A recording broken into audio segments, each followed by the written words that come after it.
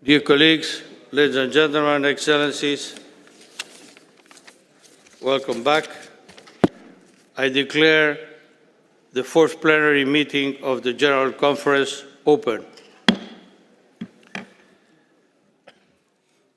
Ladies and gentlemen, we will now continue with national statement.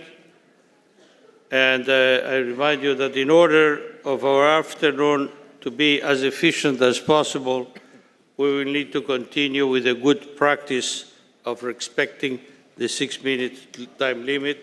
And I wish to thank in advance for your understanding and cooperation in this regard. I now have the honor to invite His Excellency Mr. Barur Af Stig-Nielsen, Prime Minister of Faroes. Is he in the room?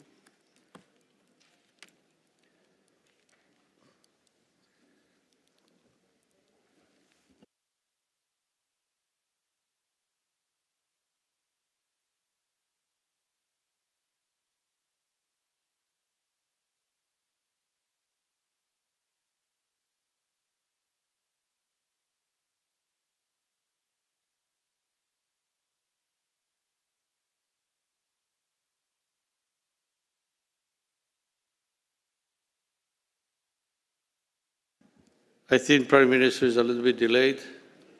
Let's wait 1 second. Sorry for that.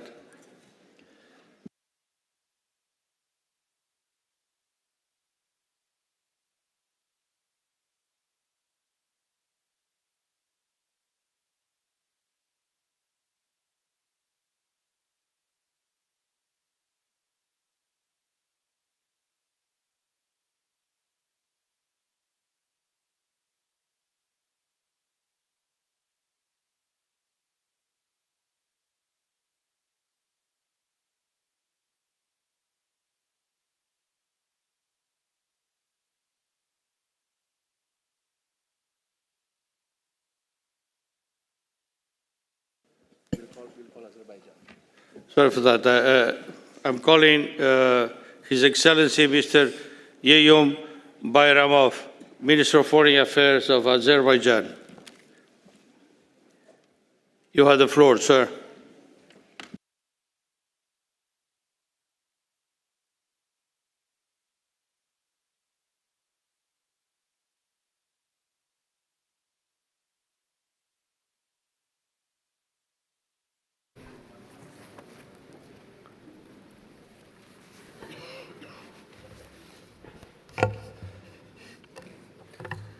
Dear President of the General Conference, dear Chairperson of the Executive Board, dear Madam Director General, Excellencies, ladies and gentlemen.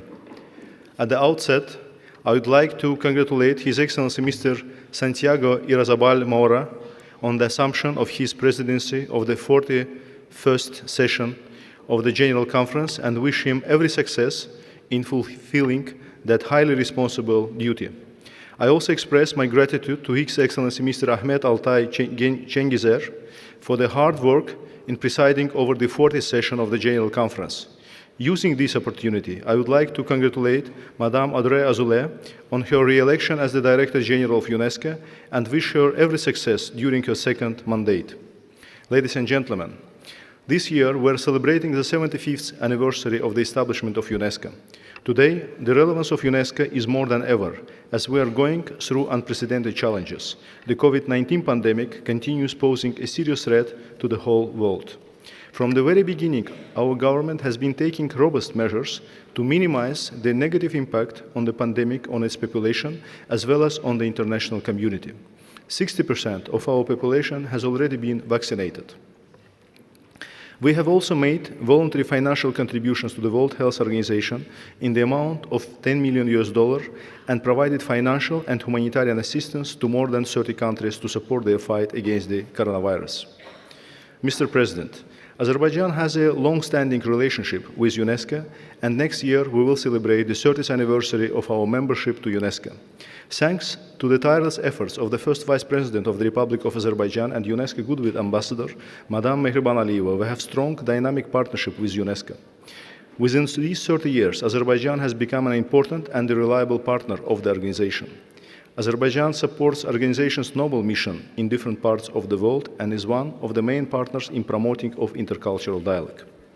Azerbaijan has been supporting UNESCO member states from African, Asian, and Latin American regions in such priority areas as girls' education, safeguarding tangible and intangible cultural heritage, science and innovation technologies, and disaster risk preparedness through the trust fund that has been established between UNESCO and Azerbaijan.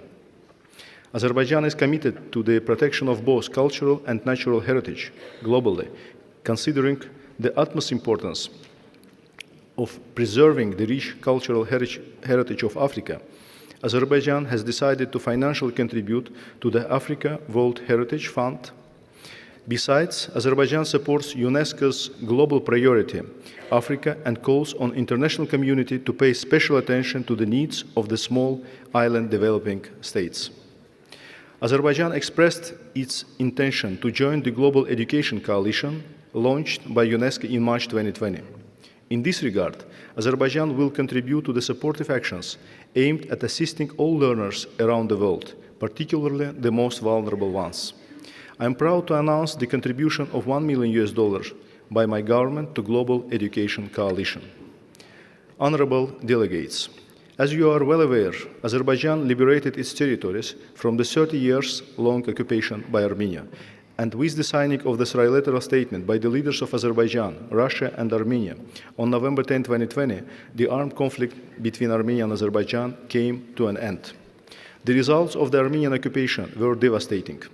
Armenia has pursued systematic policy to destroy, pillage, and misappropriate Azerbaijan's cultural heritage, both in the territories it has occupied for 30 years and in Armenia itself.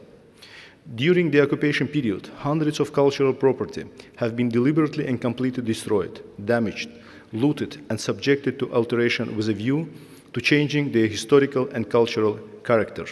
Out of 67 mosques, 65 have been razed to the ground, and the remaining 2 were desecrated and used as stables for pigs and cows, in total disrespect to the Muslim world. Thousands of museums, artifacts have been illegally exported to Armenia. By all these actions, Armenia pursued far-reaching targets of removing any sign heralding their Azerbaijani origins as an example of cultural genocide.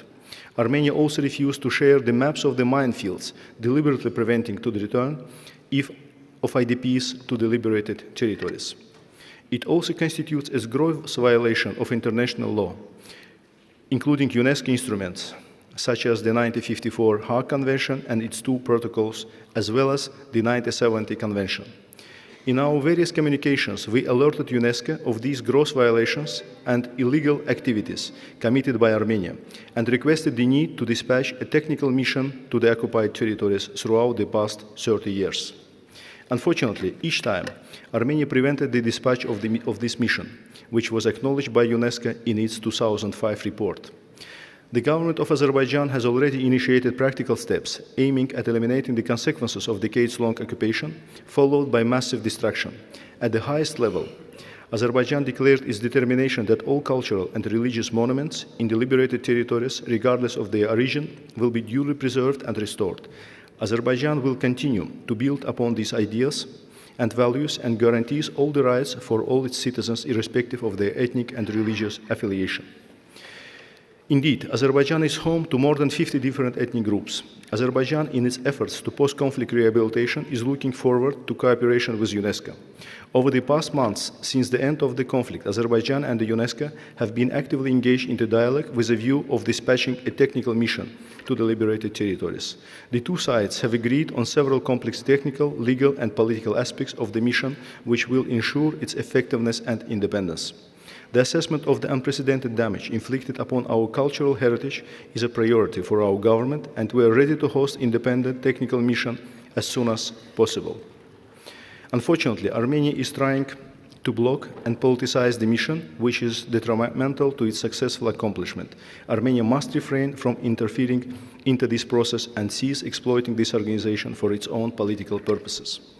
Excellencies, on the occasion of the 88th anniversary of the great Azerbaijani poet Nizami Gencevi, this year is declared as the year of Nizami Gencevi in Azerbaijan.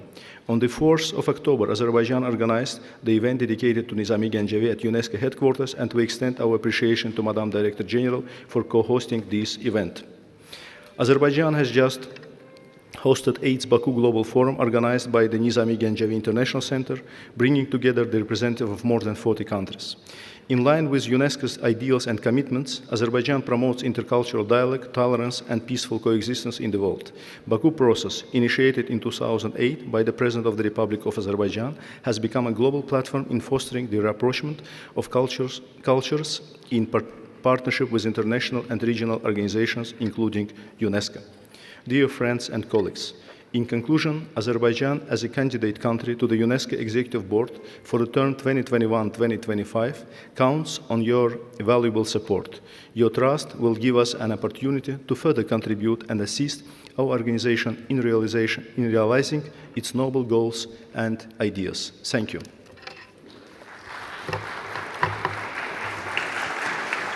Thank you very much. Now I call upon His Excellency Mr. Aziz Abdu Kakimov, Deputy Prime Minister of the Republic of Uzbekistan, Minister of Tourism and Sports. You have the floor, sir.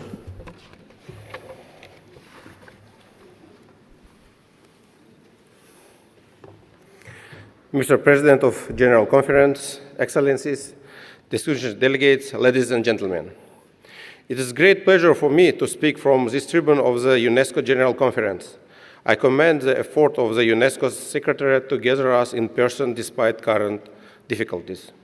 I am pleased that we are gradually returning to normal work after a long period of virtual life under pandemic. First, I would like to congratulate His Excellency Ambassador Santiago Morao on his election as the President of the General Conference for the next 2 years. I wish you, Mr. President, all the best in this important and responsible endeavor. I also sincerely congratulate Her Excellency Madame Andrei Azoulay, Director General of UNESCO, on her appointment for the second term. I would like to extend full support of the President of the Republic of Uzbekistan, His Excellency Shavkat Mirziyoyev, to her and her distinguished team. She managed the Secretariat in the best possible manner throughout her first term that partially coincided with the challenging times of pandemic. We are confident that under her leadership during upcoming years, UNESCO will lead us to new heights on the way to achieve relevant sustainable development goals.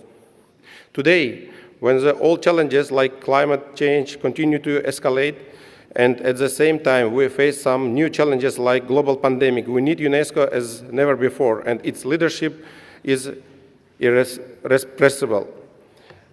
The organization that oversees almost all major aspects of human life has turned 75. We all celebrate this important milestone in these days. We fully share widely supported vision that today UNESCO is on the right path.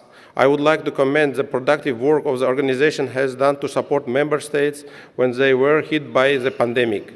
We found relevant and timely all key initiatives launched by UNESCO to respond to COVID-19, like Global Education Coalition, Resilient Art Movement, Next Normal campaign, and many more. Uzbekistan, being an active stakeholder in the international community under the leadership of President Mirziyoyev, has been putting great effort across broad issues within UNESCO mandate. The investment to advance culture, education, science, and information sectors has redoubled, in some cases tripled, during the pandemic to mitigate negative impact and keep these areas intact. For instance, the preserved cultural heritage we adopted plan to introduce modern digital technologies to create 3D copies of all 4 World Heritage properties. In education and science field, we are running presidential program New Uzbekistan and the Third Renaissance, respectively. In the last years, the media sector is flourishing with an unprecedentedly high pace. In our development strategies, we attach significance to fully utilize the opportunities that UNESCO offers.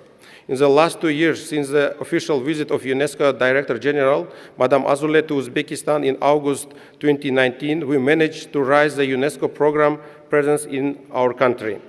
Despite pandemic, the organization, as usual, supported us vitally in arranging major international and regional events. We also thank UNESCO for its support to promote our initiative HIVA process in recent executive board meeting. This idea was launched as the main outcome of international forum that was organized in HIVA in September at the initiative of President Mirziyoyev. HIVA process will establish a new platform to strengthen international collaboration in Central Asia within the areas of UNESCO's mandate. We are confident that this framework will add value in the effort taken by UNESCO in this region. To promote HIVA process, we submit a resolution of General Conference. We also have some other important documents concerning the organization of World Forum on Early Childhood Education in Uzbekistan and the celebration of 1050th anniversary of Abu Rayhan Biruni. We look forward and count on the support of member states in adopting this important resolution in this session. In conclusion, I would like to reiterate that Uzbekistan is strongly determined to support UNESCO's activities as well to further boost bilateral partnership. We are candidates to the UNESCO Executive Board for the terms starting in 2023 and also to the Intergovernmental Committee on Safeguarding Intangible Cultural Heritage next year.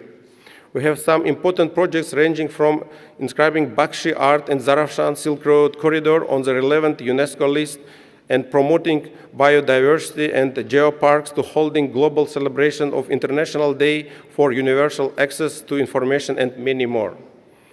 We look forward to working closely with all stakeholders on these matters and further promoting UNESCO's mandate internationally. Thank you.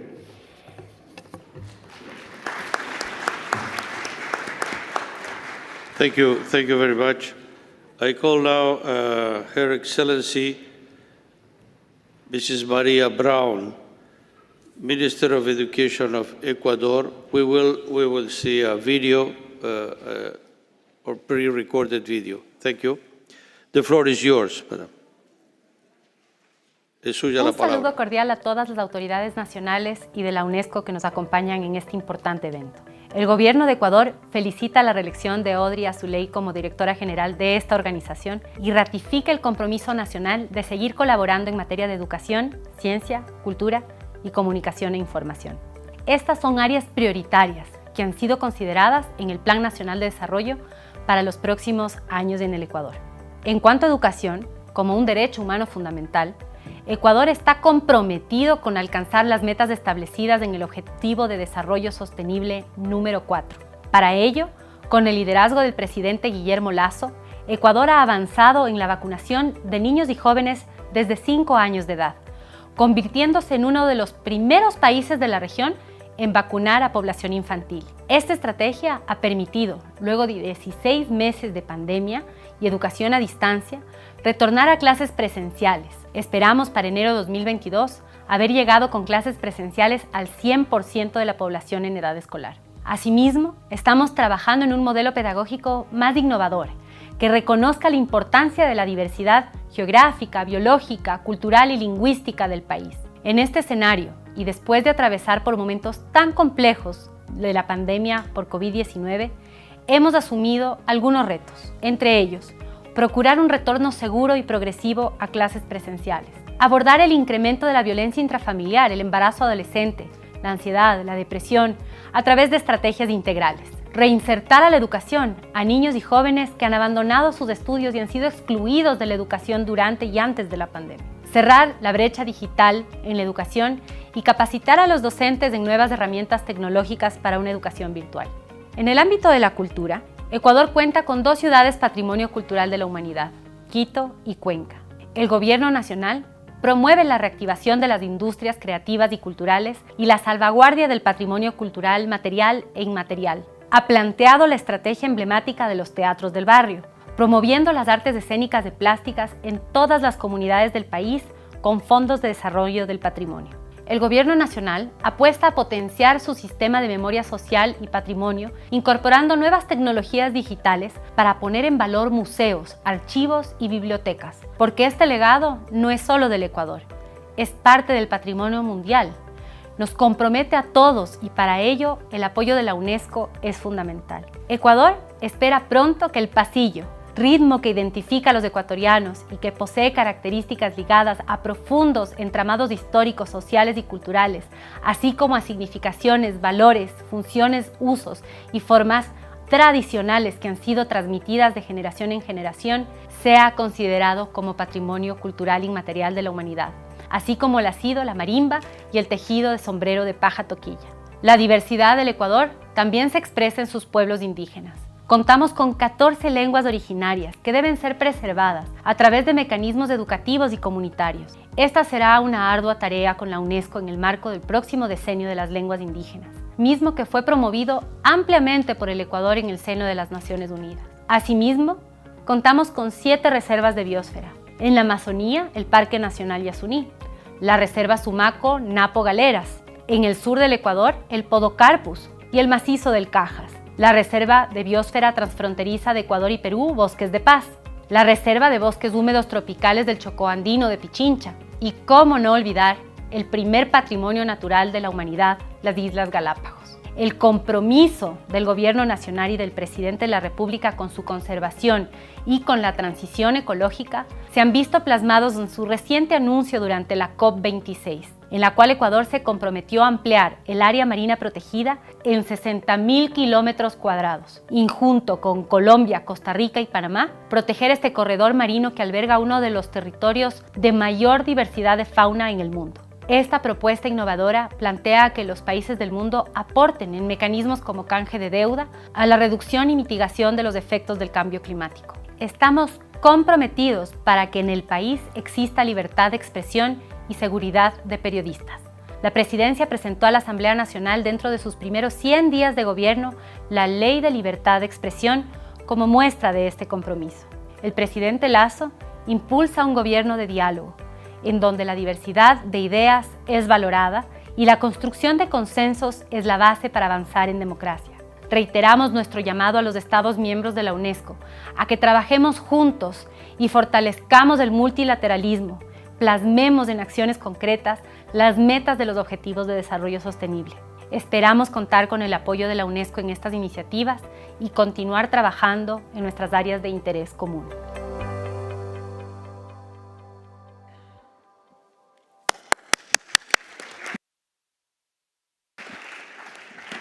Muchas gracias. I call now Her Excellency Mrs. Lee Anderson, Minister of Education of Finland. You have the floor, Madam Excellency. Mr. President, Mr. Chair of the Executive Board, Madam Director General, distinguished delegates, Finland aligns itself with the EU statement. Mr. President, congratulations on your election, and I also warmly congratulate Madame Azoulay on the re-election. Finland looks forward to continued close cooperation.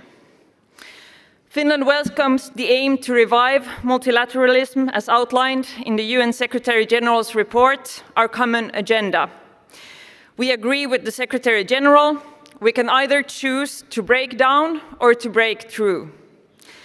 The report is highly relevant for UNESCO's work across all pillars of the UN: peace, development, and human rights. The human rights-based approach is key for peace, stability, and prosperity. We expect UNESCO to remain at the forefront in actively promoting the free flow of ideas, including academic, scientific, and artistic freedom, and the freedom of the media. UNESCO must continue to be a progressive and proactive voice for human rights and fundamental freedoms, and we also wish to see greater emphasis on gender equality, including the rights of LGBTQI persons. Excellencies, sped up by the COVID pandemic, digital innovation and transformation are definitely here to stay. This has brought to the fore the access to reliable information and scientific knowledge, as we address the current global challenges. Finland supports the recommendations on open science as well as on the ethics of AI. In the age of instant communication, disinformation and hate speech are increasing threats to societies all around the world. Disinformation has played an all too large role in slowing down our efforts to combat both climate change and the ongoing pandemic. UNESCO has an important role in combating misinformation, prejudice, discrimination, and hate speech, which all reproduce and reinforce inequalities.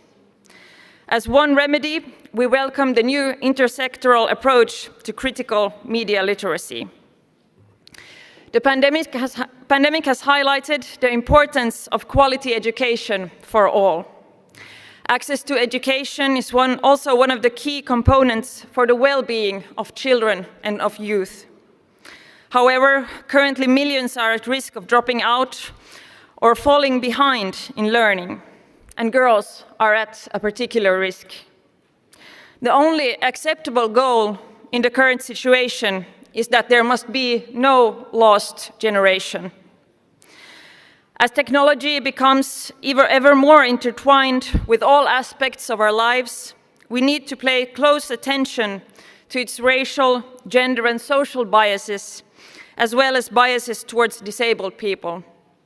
Finland is happy to be the co-leader of the UN Women's Action Coalition on Technology and Innovation of the Generation Equality Campaign.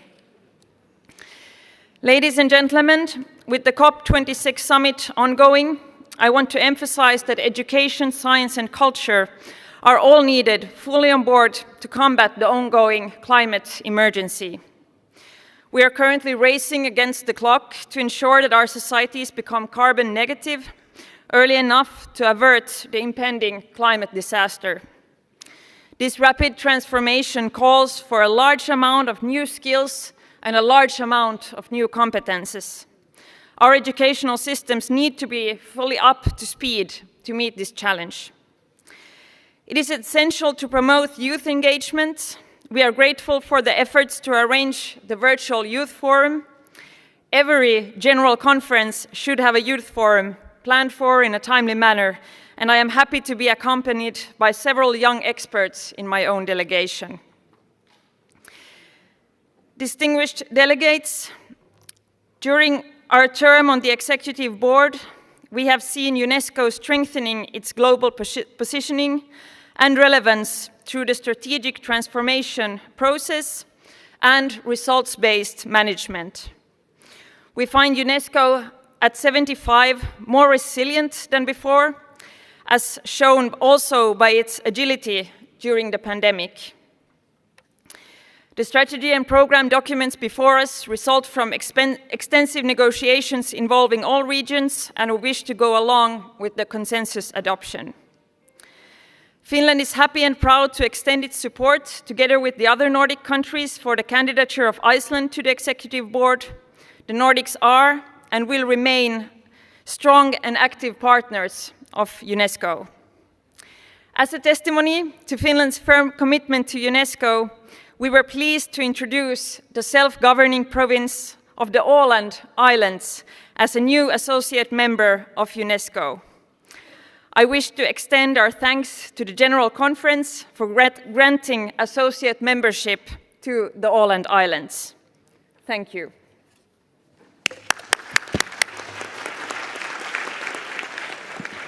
Thank you very much. I now call His Excellency Mr. Kirsten Thor Juliusson, Minister of Fisheries and Agriculture of Iceland. You have the floor, sir. Welcome.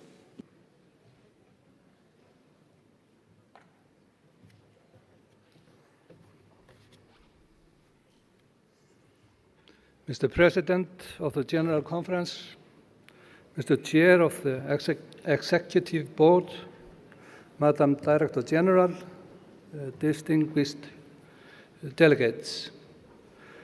I would like to start by congratulating Madam Audrey Azoulay on her re-election as Director General of UNESCO.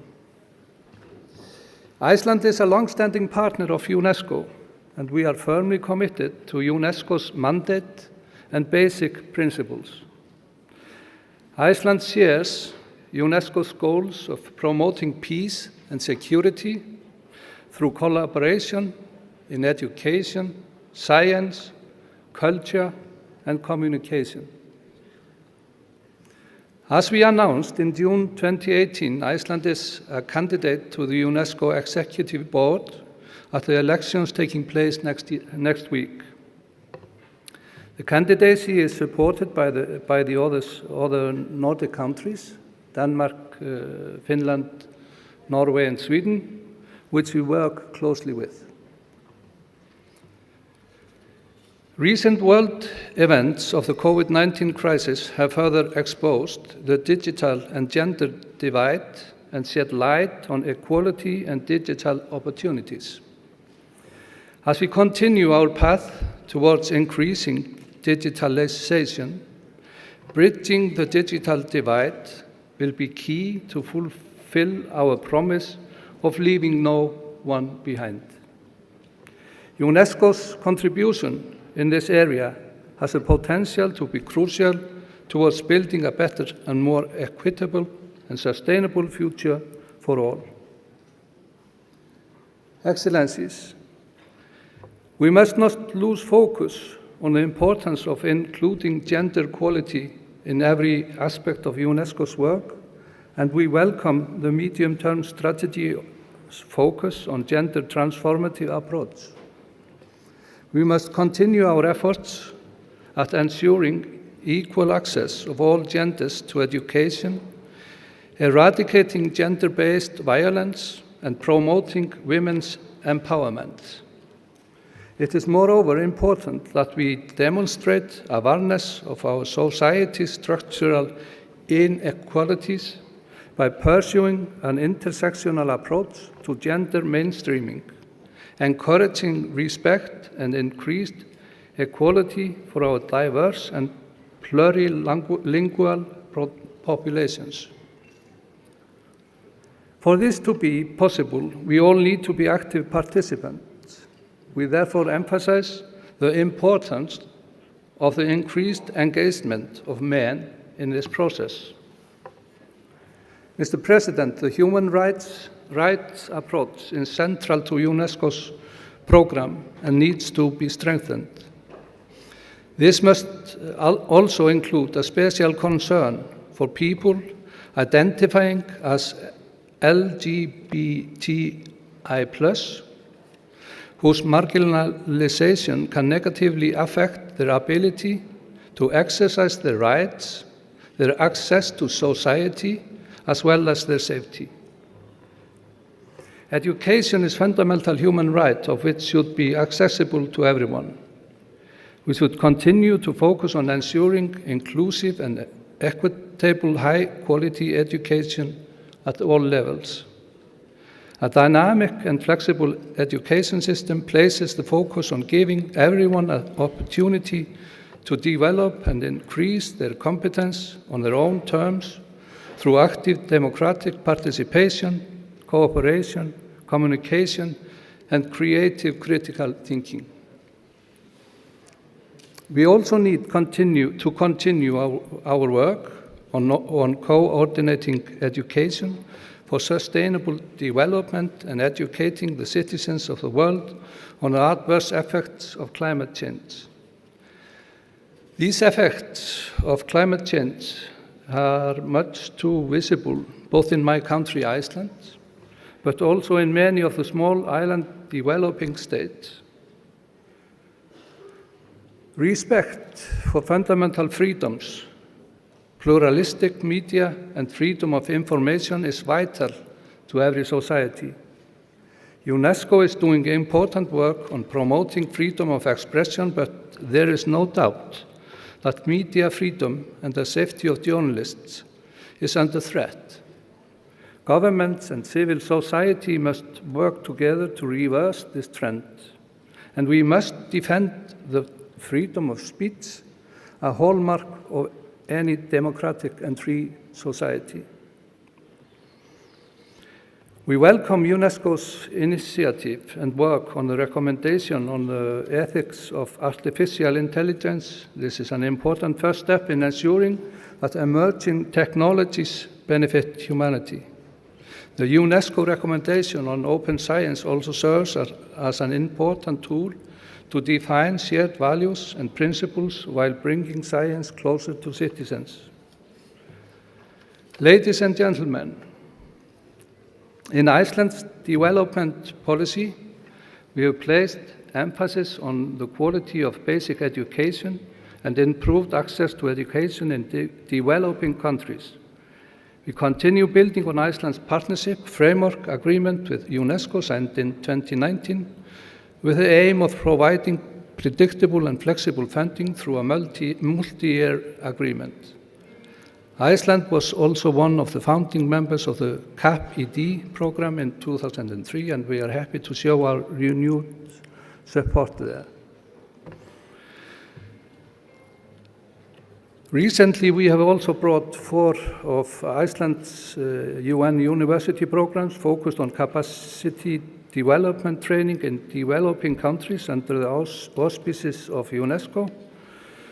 The Category 2 Center GROW was founded last year and builds on the long-standing work of 4 training programs in the fields of geothermal energy, fisheries, land restoration, and gender equality. In bringing these training programs together under one umbrella, Iceland is now building new partnership with UNESCO to contribute to achieve of the SDGs. Dear friends, Iceland's candidacy to UNESCO Executive Board in 2021 is in line with Iceland's desire to strengthen its commitment to the organization and the realization of UNESCO's mandate, both through its normative work and work on the ground. As a member of the Executive Board, we wish to continue the work of others on good governance, aligned with our vision for an active and effective UNESCO. We hope to have your full support at the elections next week. I thank you.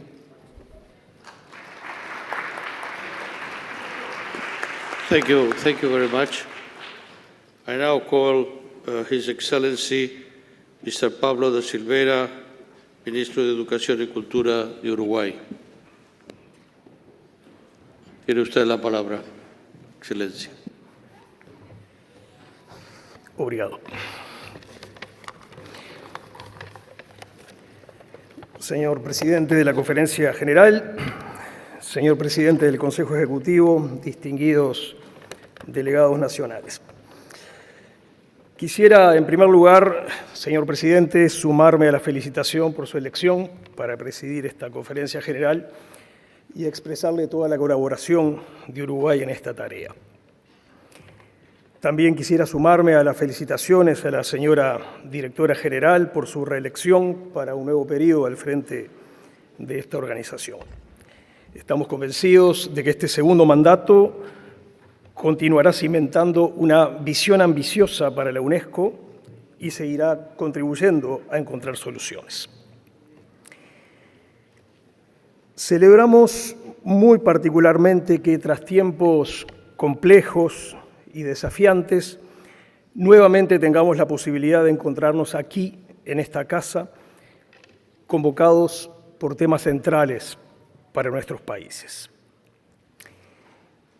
Este tiempo de pandemia ha representado un inmenso desafío y ha traído dolor y muerte para millones de familias y personas en todo el planeta. También nos ha recordado cuánto nos falta avanzar en términos de justicia internacional. El acceso a tratamientos médicos, las tasas de mortalidad, la administración de vacunas se han distribuido de manera muy desigual, prolongando inequidades que existían antes, que siguen existiendo hoy y que seguirán existiendo mañana si no tomamos decisiones enérgicas. La pandemia trajo dolores nuevos y nos recordó injusticias viejas, pero también generó oportunidades y aceleró procesos en curso. El uso de las tecnologías como instrumentos de política pública y el desarrollo de nuevas modalidades de educación híbrida o a distancia son ejemplos de avances que se aceleraron en los últimos 2 años. También es probable que hoy exista una mayor conciencia mundial sobre las tareas fundamentales que cada día ejercen los maestros y que tienen como escenario principal a las escuelas de todo el mundo. En nuestro país, Uruguay, la pandemia nos impulsó a fortalecer los instrumentos de educación a distancia y a reconocer la conectividad como una condición para el ejercicio de derechos. También nos empujó a reforzar la formación de maestros en el uso de nuevas tecnologías y a ensayar nuevas modalidades de gestión de escuelas. Nuestro desafío ahora es que estos avances no se pierdan con la vuelta a la normalidad. También UNESCO desplegó una rápida acción a nivel internacional para garantizar la continuidad educativa, evitar la desinformación, fomentar la reflexión sobre cuestiones éticas y buscar soluciones para la cultura. En este sentido, queremos hacer público nuestro reconocimiento a todo el equipo de la Secretaría y muy especialmente al liderazgo de la señora Directora General. Aprovecho también esta ocasión para reiterar el compromiso de mi país con el multilateralismo, con el apego al derecho internacional y a la solución pacífica de conflictos, con la promoción y protección de los derechos humanos, con la cultura de paz y con la democracia como régimen de gobierno. Estos son compromisos que intentamos honrar como miembros de UNESCO. Uruguay es actualmente miembro del Consejo Ejecutivo, miembro del Consejo Ejecutivo de la Comisión Oceanográfica Internacional y ejerce la presidencia del Comité Intergubernamental de Bioética. En el territorio uruguayo funcionan 2 centros de categoría 2 auspiciados por UNESCO, el Centro para la Gestión de Aguas Subterráneas para América Latina y el Caribe y el Centro Experimental Regional sobre Tecnologías de Saneamiento. Contamos con 2 reservas de biosfera y un geoparque mundial de UNESCO y se ha aprobado la instalación de un centro regional para planificación y capacitación marina. El país cuenta con 3 sitios inscriptos en la lista de Patrimonio Mundial de UNESCO, el último de los cuales, una iglesia construida por el ingeniero uruguayo Eladio Dieste, se incorporó hace muy pocos meses. También tenemos 2 inscripciones en la lista de Patrimonio Inmaterial, el candombe y el tango, este último conjunto con nuestros hermanos argentinos. Somos pioneros en el desarrollo de las rutas UNESCO que ahora empiezan a instalarse en otros países. En Uruguay funcionan 8 cátedras UNESCO y estamos a punto de incorporar una más. En GRULAC UNESCO coordinamos el Grupo de Trabajo de Ciencias Naturales y Exactas. Hemos firmado un memorándum de cooperación en materia de libertad de expresión y acceso a la información pública. Tenemos varios proyectos en curso con financiamiento UNESCO y estamos comprometidos con el proyecto La Ruta del Esclavo. Tal vez la mejor materialización de este largo compromiso sea la oficina regional que funciona en Montevideo desde hace 72 años. Esta oficina fue la primera en ser abierta luego de que se instalara esta sede aquí en París. Se trata de una oficina de gran solidez técnica que viene desempeñando un fantástico trabajo en el área de las ciencias naturales y exactas y comienza a hacerlo en el de las nuevas tecnologías. Quisiera simplemente para terminar dar una noticia y una invitación. En mayo de 2022, Uruguay será sede de la Conferencia Global del Día Mundial de la Libertad de Prensa. Esa actividad marcará el regreso, después de casi una década, de este importante evento a América Latina. La organización de esta actividad es vista por el gobierno uruguayo como una manera de confirmar su compromiso indeclinable con la libertad y, en particular, con las libertades de expresión y de prensa. También será una ocasión para reflexionar sobre los desafíos actuales de la profesión periodística, sobre las condiciones de riesgo en las que frecuentemente se ejerce, sobre el impacto de las redes sociales con el consiguiente aumento de falsas noticias, sobre los desafíos económicos que enfrentan los medios y sobre la necesidad de profundizar el compromiso de los gobiernos con la transparencia, la limitación de su propio poder y el fomento de un debate público de calidad. Hoy, como hace 75 años, redoblamos nuestra apuesta por la UNESCO. Por eso los invitamos a visitar Uruguay los días 2, 3, 4 y 5 de mayo del año que viene para participar en esta gran celebración de la libertad de prensa que concebimos como un homenaje a los periodistas, a los medios y a la libertad como valor fundamental. Muchas gracias, señor presidente. Muchas gracias, señor ministro. I call now His Excellency Professor Tony Mwaba Kazadi, Minister of Primary, Secondary and Technological Education of the Democratic Republic of Congo. You have the floor, sir. Monsieur le Président, je voudrais avant tout vous présenter au nom de la République démocratique du Congo mes félicitations pour votre élection en qualité de président de la 41e session de la Conférence générale et vous souhaiter plein succès pour votre mandat ainsi qu'aux autres membres du bureau. Monsieur le Président, il y a 2 ans, lorsque les rideaux tombaient sur la 40e session, personne ne pouvait se douter qu'à peine 4 mois plus tard, le monde allait être frappé par la pire catastrophe sanitaire du siècle à travers la pandémie de la COVID-19 qui, hélas, continue de sévir. Aujourd'hui, nous allons célébrer le 75e anniversaire de notre organisation dans ce contexte difficile, mais nous le célébrerons quand même avec un enthousiasme non dissimulé car l'UNESCO n'est pas restée tétanisée par cette catastrophe. Bien au contraire, elle a su montrer sa résilience, prouver sa pertinence et démontrer qu'elle demeure toujours inventive, opérationnelle et efficace. Si tous les domaines ont été fragilisés par la pandémie, celui de l'éducation l'a été encore davantage et c'est dans ce secteur que les efforts de notre organisation ont été les plus remarquables.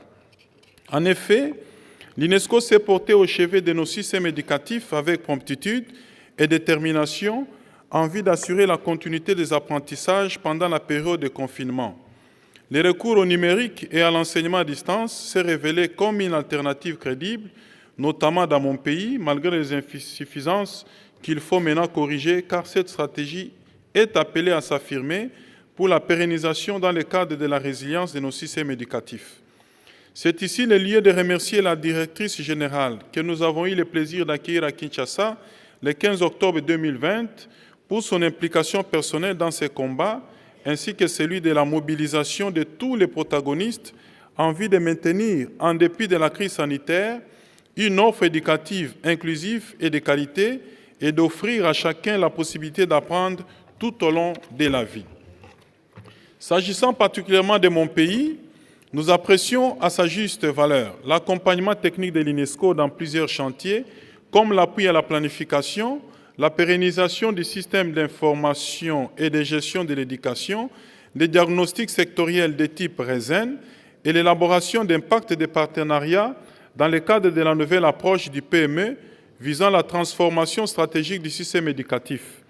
Mais aussi, nous apprécions surtout l'appui à la mise en œuvre de la politique de la gratuité de l'enseignement primaire décrétée par le président de la République et chef de l'État, son Excellence Félix-Antoine Tshisekedi Tshilombo. Madame la directrice générale de l'UNESCO, lors de sa visite en 2020, a engagé l'UNESCO à appuyer la planification sur 5 ans, à travers la mise en place d'un mécanisme rigoureux de suivi et évaluation de la gratuité et le renforcement de la formation initiale et continue des enseignants.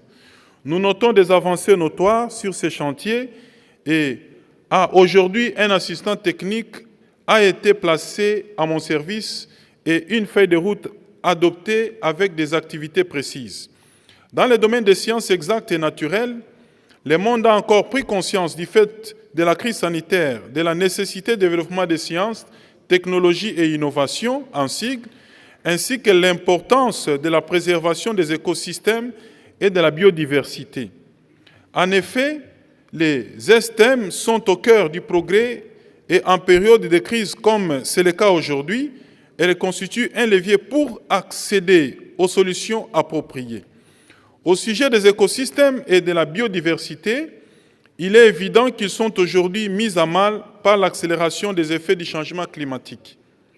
Nous considérons que l'action transversale et interdisciplinaire de l'UNESCO dans ces domaines témoigne du sens des responsabilités que nous sommes en droit d'attendre de notre organisation. Et là aussi, nous voulons souligner l'important travail que l'UNESCO a effectué pour nous soutenir.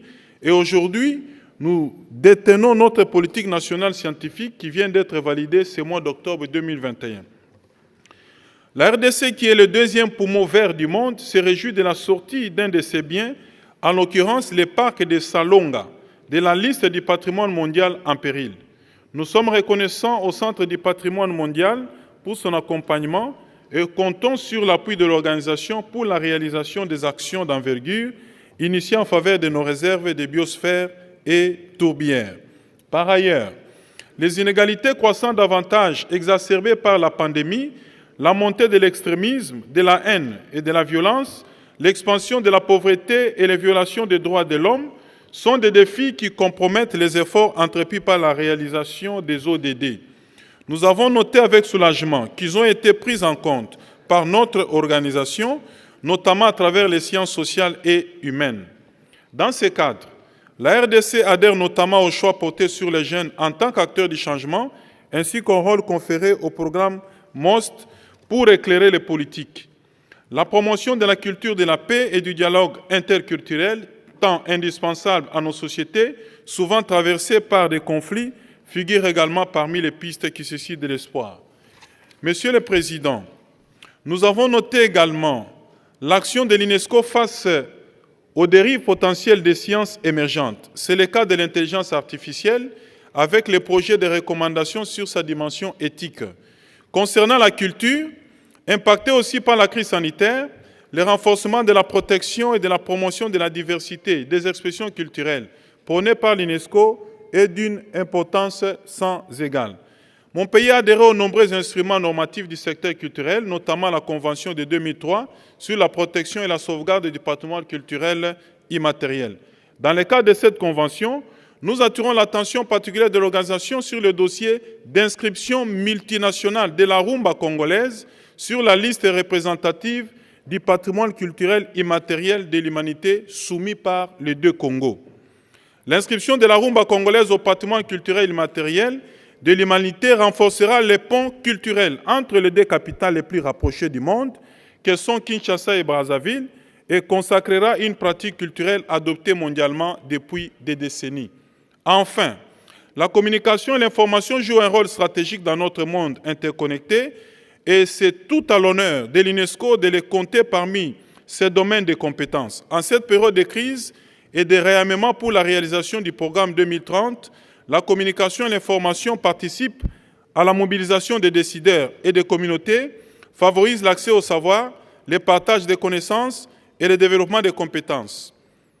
Monsieur le Président, je voudrais terminer en rappelant qu'à travers mon propos, la République démocratique du Congo a tenu à exprimer sa foi dans notre organisation qui résiste aux crises actuelles. Les 41C4 ainsi que les 41C5 nous poussent à penser qu'aucune de ces crises ne nous empêchera d'atteindre les ODD relevant des domaines de compétences de l'UNESCO. La tâche est certes ardue, mais notre organisation peut compter sur son expertise, son expérience et ses outils de gouvernance. Je vous remercie.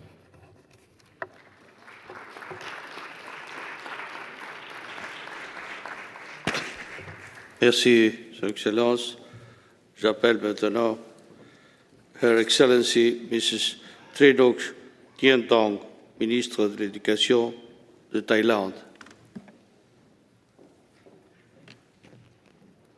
You have the floor, Excellency.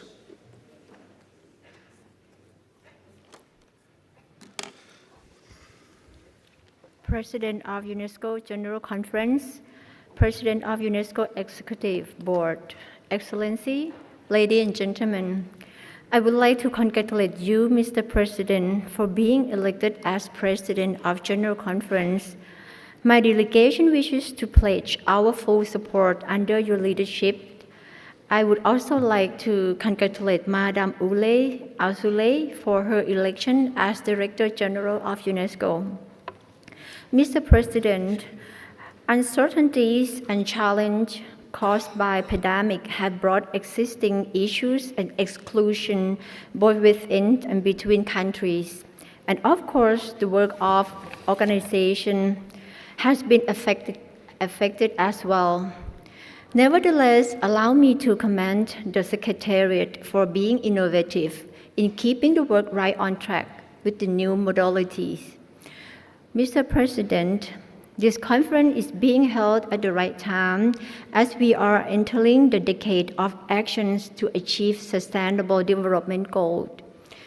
The C4 and C5 documents based on 4 strategy objectives will obviously ensure coordination within the organization, while at the same time increase positive impact of UNESCO in addressing global issues, particularly when the organization requires bring back better collaboration with its partner. Thailand therefore supports these 2 documents. In Thailand, as schools begin to reopen, we have to ensure health safety at school for both students and teachers. While coverage of vaccinations for students and teachers is our core immediate action, at the same time, the strong effort to bring back all students to education is highlighted as well to promote inclusive education and avoid the increase of out-of-school children in our society. Our educational personnel are committed to working proactively to ensure the right dates, inclusive and equitable education for all children nationwide.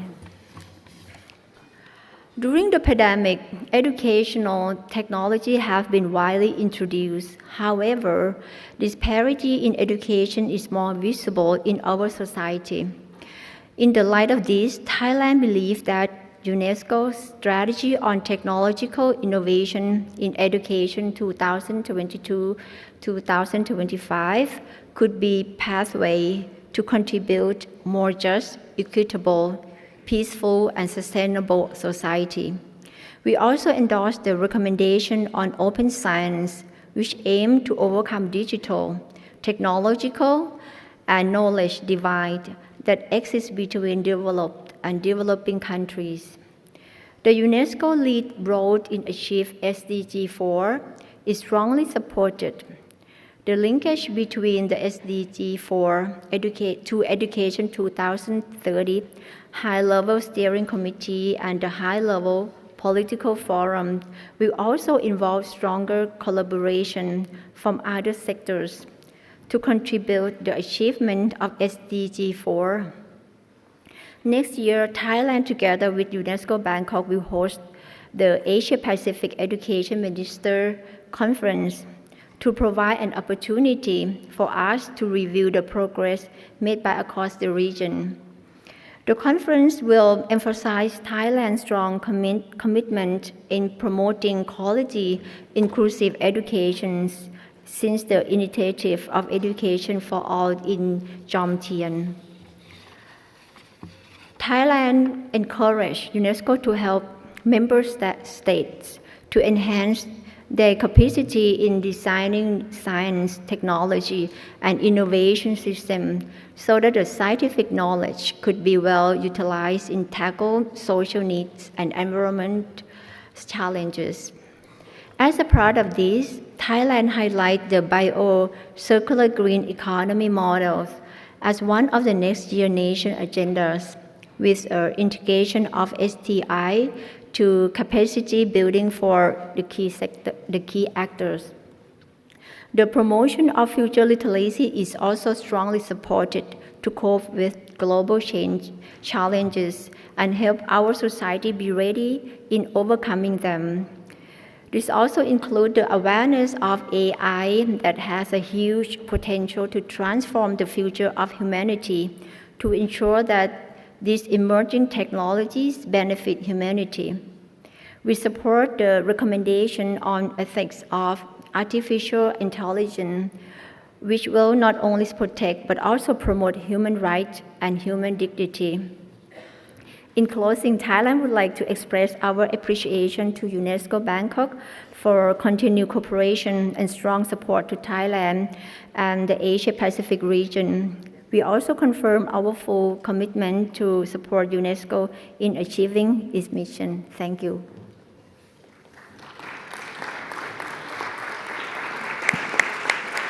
Thank you. Thank you very much. Thank you very much. I'm calling now His Excellency Mr. Benz Redvari, Minister of State for Parliamentary Affairs and Deputy Minister of Hungary. We will watch at a pre-recorded video now. You have the floor, sir. Mr. President, President of the Executive Board, Madam Director General, Excellencies, ladies and gentlemen, distinguished colleagues, although I am not present in person, but I thank you for the opportunity to deliver my speech in this way. Fortunately, even if we are hindered by the pandemic, advanced digital technologies enable us today to discuss topics of utmost interest to many people. We commend the work done by the Secretariat under the able guidance, Madam Director General.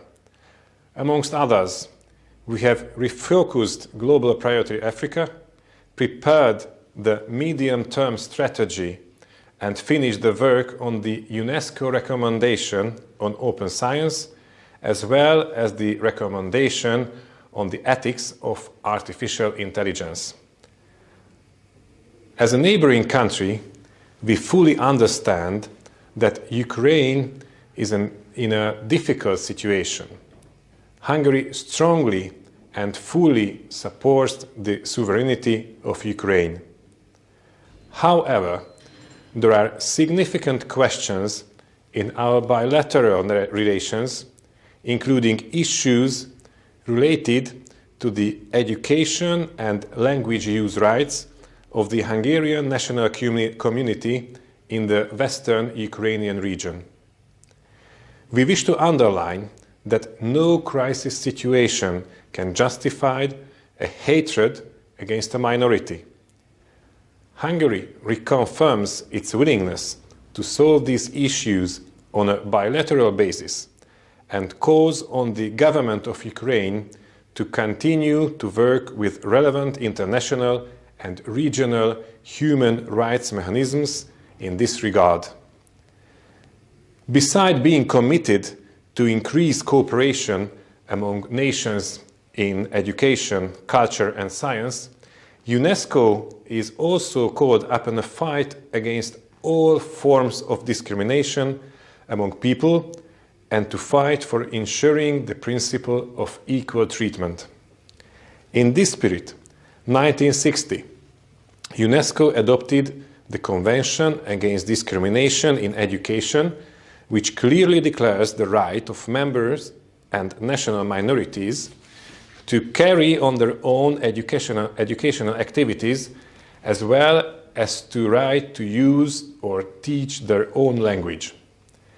Education is the key to a livable future for all young people, and no one can be deprived of this right, since it would mean depriving them of future and hope.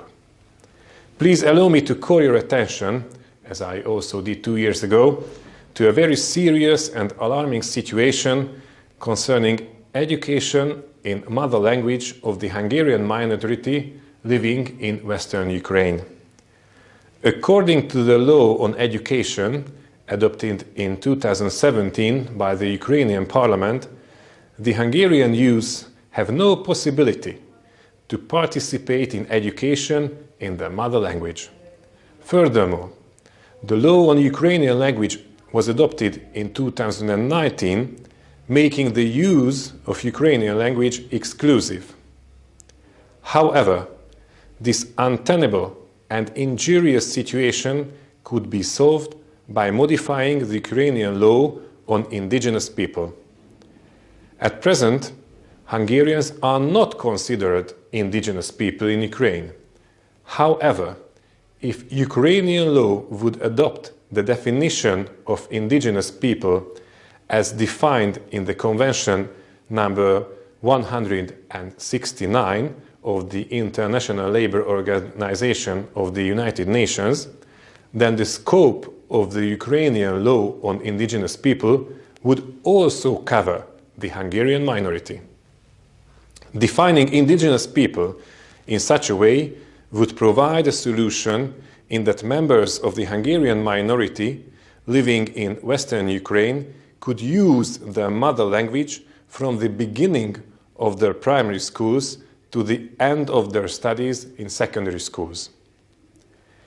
It is evident for us to use our mother language, therefore, on the basis of equal treatment, we should guarantee this right to all persons belonging to minorities. We therefore request the cooperation and support of UNESCO and UNESCO member states for ensuring the education right of the Hungarian minority in Ukraine. Thank you for your attention. Thank you. Thank you very much. J'appelle Son Excellence, Madame Bachelot-Darquin, ministre de la Culture de France. Vous avez la parole, Excellence.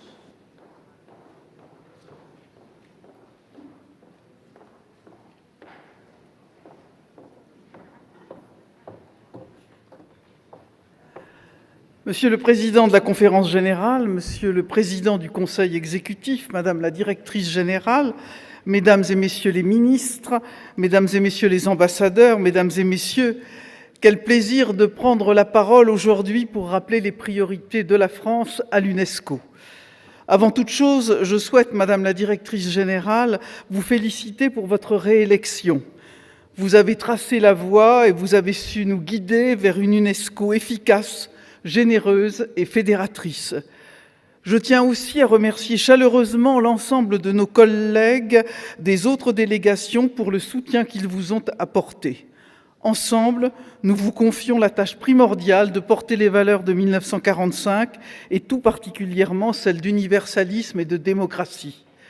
Je suis résolument convaincu que la culture et l'éducation de tous nous permettront d'atteindre l'idéal démocratique de dignité, d'égalité et de respect de la personne humaine affirmé dans le préambule de l'acte constitutif de l'UNESCO. Avec cet idéal à l'esprit, je tiens à vous faire part de nos priorités. Notre ambition pour l'UNESCO est d'agir en ayant pleinement conscience de notre responsabilité dans tout le périmètre d'intervention de l'UNESCO.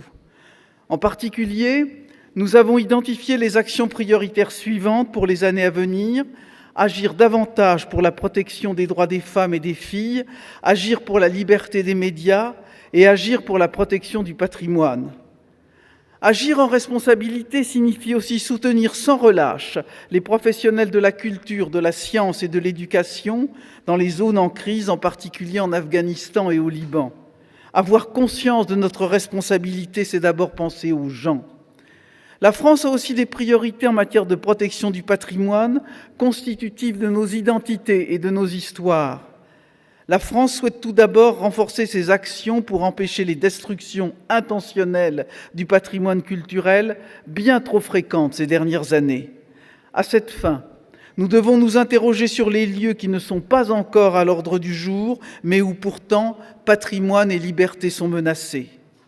La France appelle également au déploiement rapide d'une mission d'inventaire du patrimoine dans et autour du Karabakh, en accord avec toutes les parties concernées. Nous souhaitons aussi poursuivre des actions de coopération pour préserver, restaurer, reconstruire. Emblématique de notre action patrimoniale et du succès de la coprésidence franco-japonaise, la France mène un travail exigeant à Angkor pour le remontage du Mébone. Je m'en réjouis particulièrement.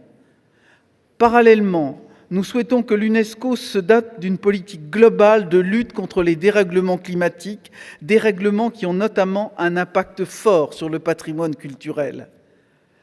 Une autre priorité concerne la lutte contre le trafic illicite des biens culturels. Pour lutter contre ce fléau qui ne connaît pas de frontières et qui participe à financer le terrorisme, la France travaille à ce que l'ensemble des États membres de l'UNESCO signent et ratifient la Convention de 1970.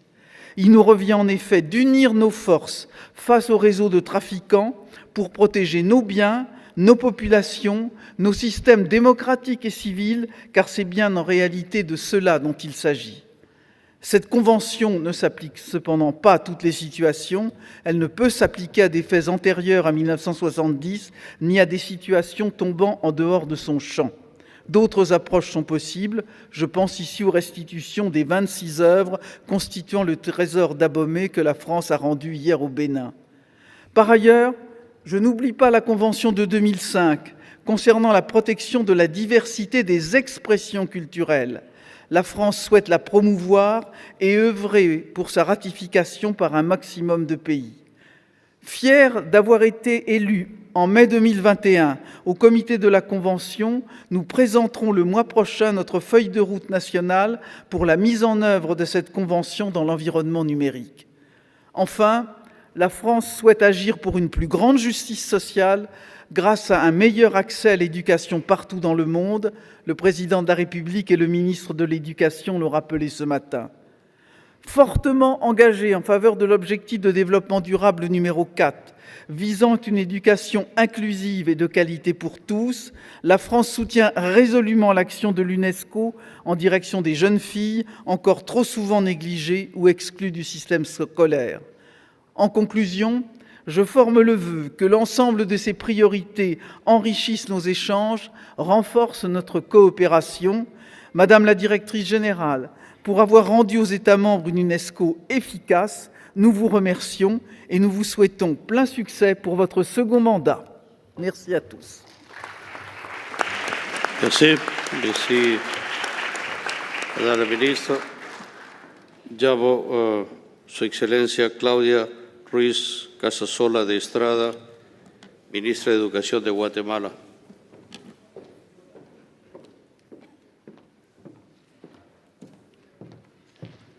Tiene usted la palabra, Excelencia. Señor Presidente de la Conferencia General, señor Presidente del Consejo Ejecutivo, señora Directora General, autoridades, señoras y señores delegados permanentes.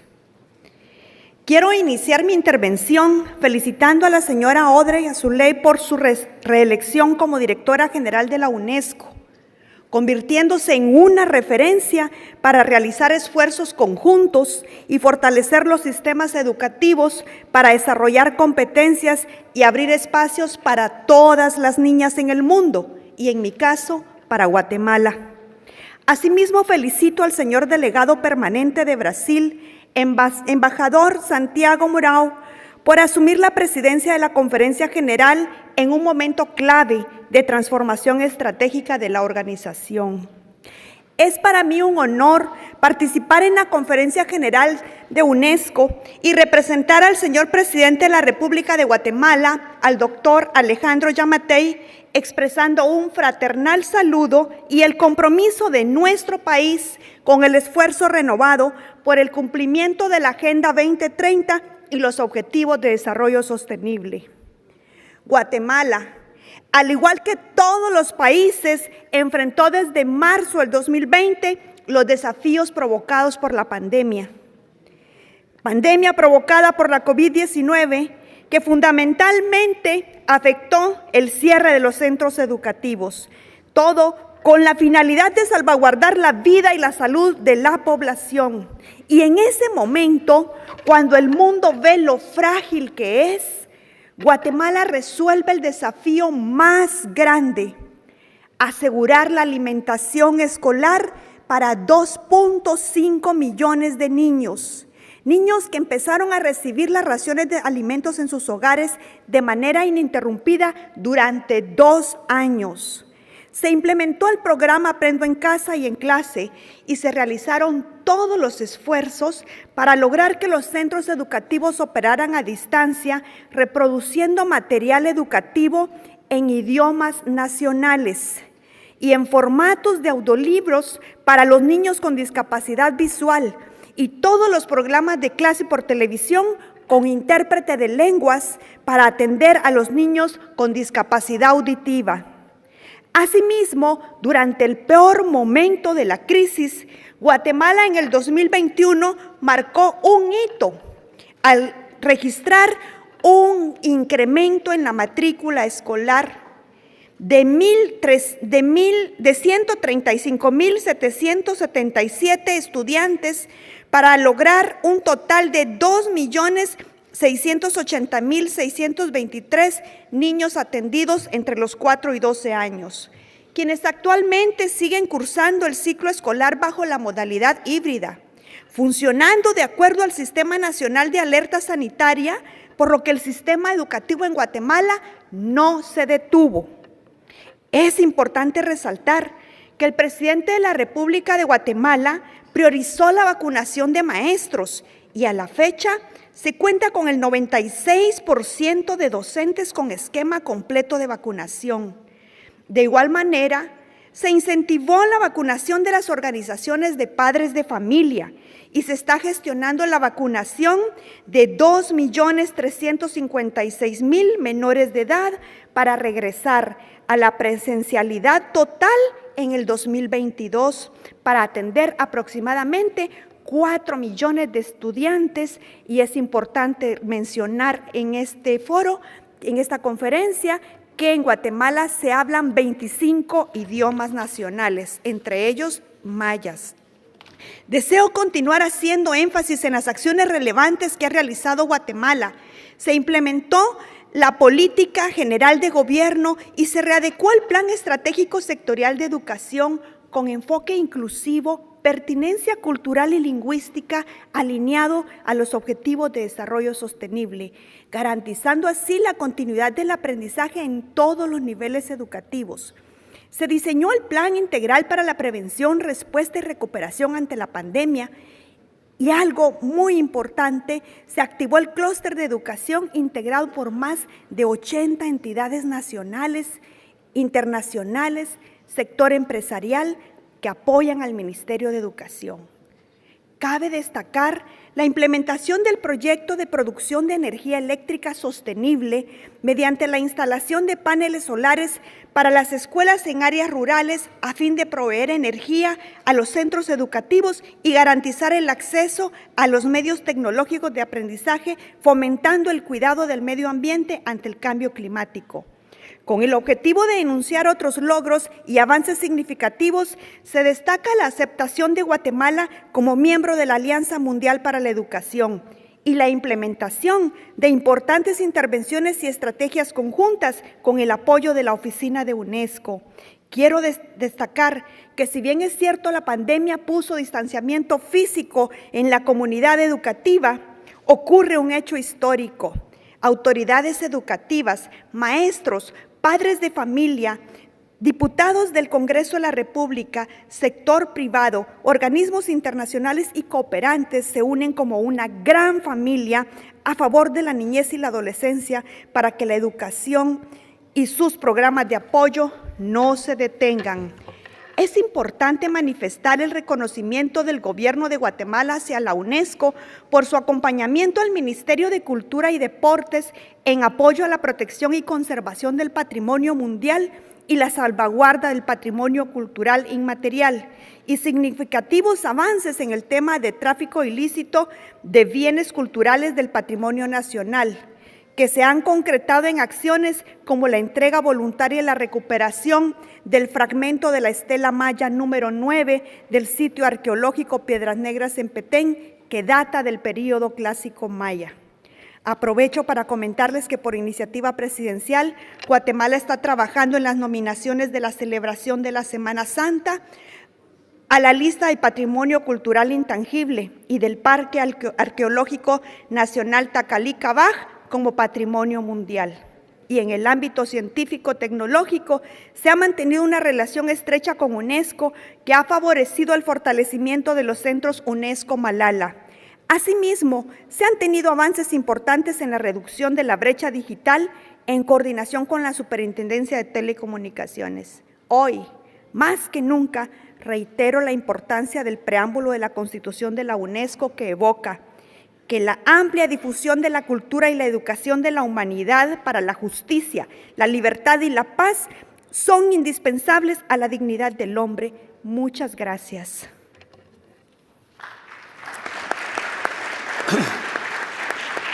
Gracias. Gracias, Guatemala. I call now His Highness Prince Badr bin Farhan Al Saud, Minister of Culture of Saudi Arabia. You have the floor, sir.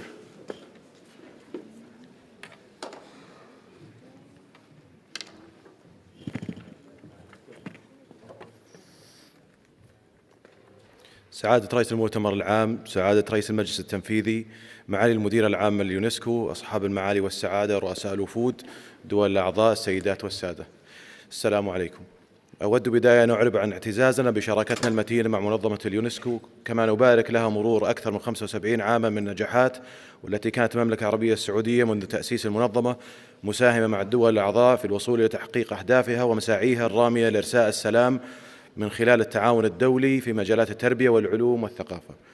تلتزم بلادي بالتعاون مع منظمة اليونسكو والدول الأعضاء في سبيل تعزيز كافة المساعي الدولية لإطلاق العنان لإمكانات الثقافة في تسريع جهود أهداف التنمية المستدامة، كما تدعم المملكة استراتيجية اليونسكو متوسطة الأجل من عام 22 وحتى 29. الحضور الكريم، تعد قطاعات الثقافة والعلوم مكونا أساسيا في رؤية السعودية 2030، ومن هنا فإننا نستثمر في مبادرات مثل برنامج الابتعاث الثقافي وصندوق التنمية الثقافي الذي سيعزز النشاط الثقافي في المملكة وصولا إلى إطلاق الإمكانات التنموية الكبيرة لهذه القطاعات. وانطلاقا من إيماننا بأهمية الثقافة والعلوم على الصعيد التنموي، بادرت المملكة وبالتعاون مع شركائها الدوليين في استحداث مسار ثقافي ضمن مسارات مجموعة ال20، وذلك بناء على التزامات الاجتماع الأول لوزراء الثقافة على هامش رئاسة المملكة عام 2020، وبعد اعتماد لجنة التراث العالمي بالإجماع على مشروع القرار المقدم من المملكة لبناء قدرات العاملين في مجال التراث للسنوات العشر القادمة، فإننا نتطلع إلى إسهام هذا القرار في تعزيز التنوع الجغرافي للخبراء وتمكين ورفع الكفاءات ووضع تدابير لحماية مواقع التراث الثقافي. أصحاب المعالي والسعادة، رغم التحديات التي كشفت عنها جائحة كورونا في القطاعات الثقافية لأنها كانت نافذة لفرص جديدة، فقد مكنتنا البنية التحتية الرقمية المتينة من النهوض بالقطاع الثقافي أثناء فترة الإغلاقات العامة من خلال تطبيق الرقمنة التي أسهمت في الحفاظ على التراث وزيادة المشاركة في العروض الثقافية. وبفضل رؤية قيادتنا الحكيمة فقد حققت بلادي قفزات كبيرة في التنافسية الرقمية، حيث أحرزت المركز الأول على المستوى التنافسي العالمي وقفزت 40 مركزا في مؤشر البنية التحتية الرقمية للاتصالات وتقنية المعلومات. وفي هذا الصدد نعتز بانعقاد القمة العالمية للذكاء الصناعي في المملكة عام 2020 تحت عنوان الذكاء الاصطناعي لخير البشرية، الاستراتيجية الوطنية للبيانات والذكاء الاصطناعي لتطوير الكفاءات والبيئات التشريعية وبناء موارد وتشجيع الاستثمار في هذه القطاعات التي ستشكل وجه المستقبل. كما نفخر بإسهام المملكة في إعداد مسودة أخلاقيات الذكاء الاصطناعي. وفي مجال التعليم أطلقت المملكة عدد المبادرات الرائدة للتعلم مدى الحياة وتعزيز التنافسية لدى الأفراد عبر التطوير المستمر للمهارات والقدرات من خلال إنشاء برنامج تنمية القدرات البشرية كأحد البرامج المستحدثة لرؤية المملكة 2030. وفي مجال التعاون الدولي للحفاظ على البيئة وتعزيز الاستدامة، أعلنت المملكة مؤخرا عن مبادرة السعودية الخضراء ومبادرة الشرق الأوسط الأخضر لمعالجة آثار التغير المناخ في المملكة والمنطقة بشكل أوسع. وسيتم تشكيل فريق عمل دولي للاستدامة لزيادة الوعي وتوفير فرص أفضل لتبادل عالمي للأفكار في هذا المجال. وكانت مخرجات قمة مبادرة الشرق الأوسط الأخضر التي عقدت المملكة بين قادة بارزين في المنطقة والعالم مشجعة لتعزيز التعاون وتوحيد الجهود نحو تنفيذ الالتزامات البيئية المشتركة. وفي الختام نثمن كافة الجهود الحثيثة التي تبذلها منظمة اليونسكو والدول الأعضاء في سبيل توثيق التعاون متعدد الأطراف، والذي من شأنه أن يسهم في نشر السلام العالمي ومد الجسور التواصل وإطلاق الإمكانات التنموية إلى العلوم والثقافة لتحقيق أهداف التنمية المستدامة. والسلام عليكم ورحمة الله. Thank you. Thank you very much. Thank you very much.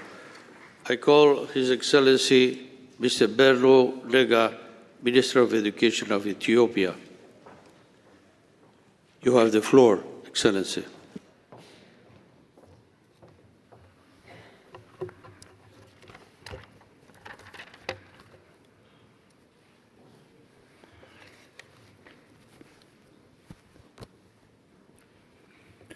President of the General Conference, President of the Executive Board, Madam Director General, Excellencies, Honorable Ministers, distinguished delegates, ladies and gentlemen, Your Excellency Mr. Santiago Israbel Muro, I congratulate you on your election to the presidency of this UNESCO's 41st General Conference. Madam Director General, Ms. Audrey Azoulay, I congratulate you for your second-term election, and my delegation commends your efforts and leadership rendered to continue UNESCO's major plans, programs, and activities for peace and shared prosperity for its member states. Over the last 2 years, the world was entangled with the COVID-19 pandemic, which totally affects humanity. Meaningful intervention to continue the implementation of the work of our great institution deserves much appreciation. Following the national election held in July this year, Ethiopia has formed a new government comprised of various parties as members of the cabinet in October. A 10-year national plan has been developed with a new vision to meet the SDG 2030 and make Ethiopia a middle-income country by that time. Most goals stipulated in the national plan of Ethiopia are aligned with the new UNESCO's midterm strategy 41-C/4 and 5. Despite the above efforts, Ethiopia is currently facing several challenges, that most important of which is the internal conflict caused by the intransigence and armed provocation of narrow ethnic nationalists aimed ultimately at the dismemberment of our country. As a result of the ongoing conflict, millions of innocent civilians are being displaced. Thousands of schools, colleges, and universities are destroyed and closed. Millions of students are displaced and out of school. Similarly, thousands of teachers are displaced and are out of work.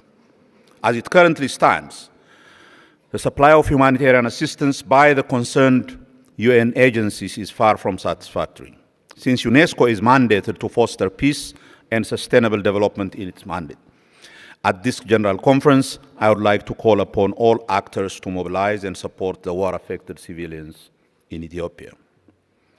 It is notable that following the 40th session of the General Conference decision, Her Excellency Sahle-Work Zewde, President of the Federal Democratic Republic of Ethiopia, has been appointed to chair the International Commission for Future of Education. We commend Her Excellency, the chairperson, commission members, advisory bodies, and the Secretariat for preparing the historical report to reimagine the future of education by 2050. Education in Ethiopia is undergoing comprehensive reform to address the SDG 4 and AU Agenda 2063. To this effect, over the last 3 years, we have prepared the General Education Roadmap, New Education and Training Policy, an Education Proclamation, Education Sector Development Plan, and National Curriculum Framework. One of the most important objectives of the reform is to significantly improve the quality of education in the country during the reform implementation period.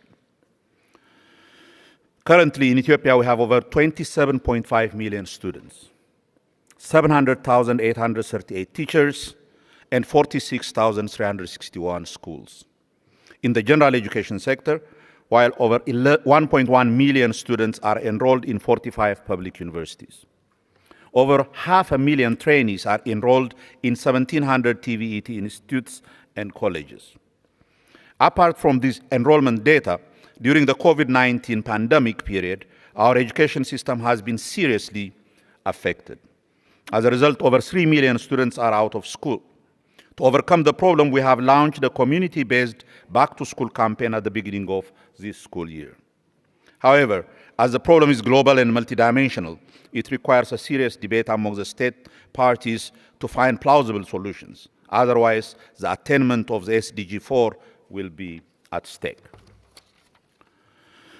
The preparation of open science and ethics of artificial intelligence, which will contribute for equitable access to the results of science and technology by the UNESCO science sector, is highly appreciated by my country.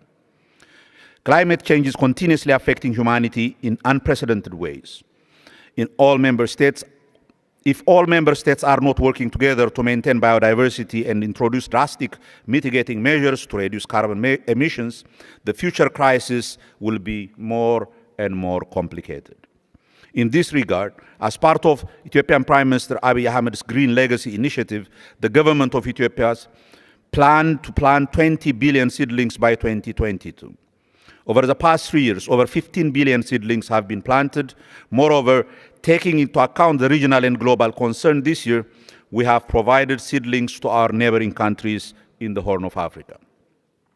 In the water sector, the 9th phase of the Intergovernmental Hydrological Program, 2022 to 2029, preparation and consultation process has passed through a series of engagements. Meanwhile, I would like to assure you that we are committed to work towards its implementation. Apart from this, as UNESCO is mandated to work on water science, we believe that water should not be a political agenda, but a resource to change the life of millions and basis of cooperation, peace, and sustainable development. UNESCO has registered 9 tangible and 4 intangible heritage in Ethiopia. We appreciate the World Heritage Committee for continuing the comprehensive work during the COVID-19 pandemic period. However, preparation of commendable nominations dossiers, conservation of registered heritage sites has been a problem in Ethiopia, which needs UNESCO's technical support. Meanwhile, we should like to extend our appreciation to the government of France for the provision of technical and financial support for the ongoing renovation and restoration work of the rock-hewn churches of Central Lalibela and the Ethiopian National Palace. As Ethiopia is one of the known global tourist destinations, development of culture and tourism is becoming a priority sector for the government. Accordingly, new destinations across the country are being developed with dedicated investment.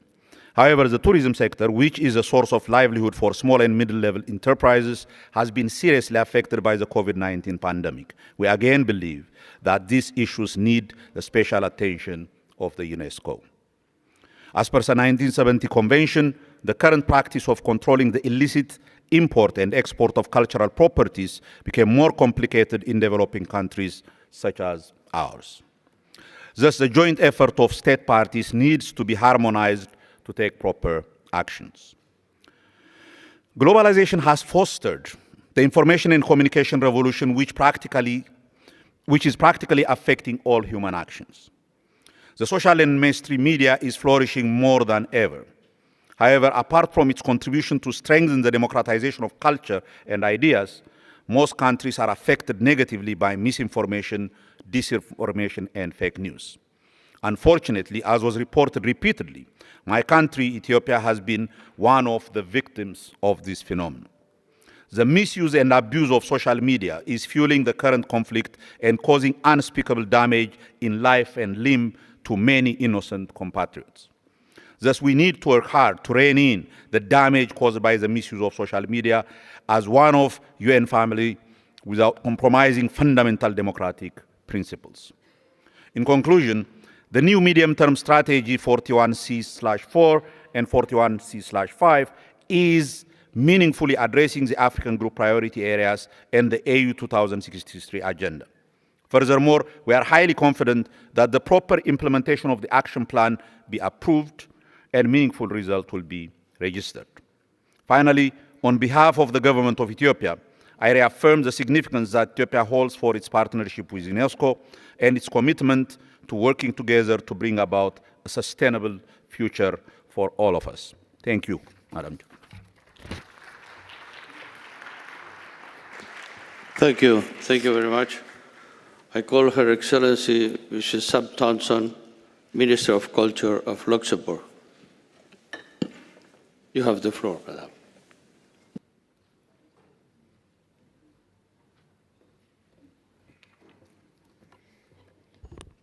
Monsieur le Président de la Conférence générale, Monsieur le Président du Conseil exécutif, Madame la Directrice générale, Excellences, honorables délégués, Mesdames et Messieurs, c'est avec émotion que je me tiens aujourd'hui devant vous, alors que l'UNESCO fête son 75e anniversaire cette année.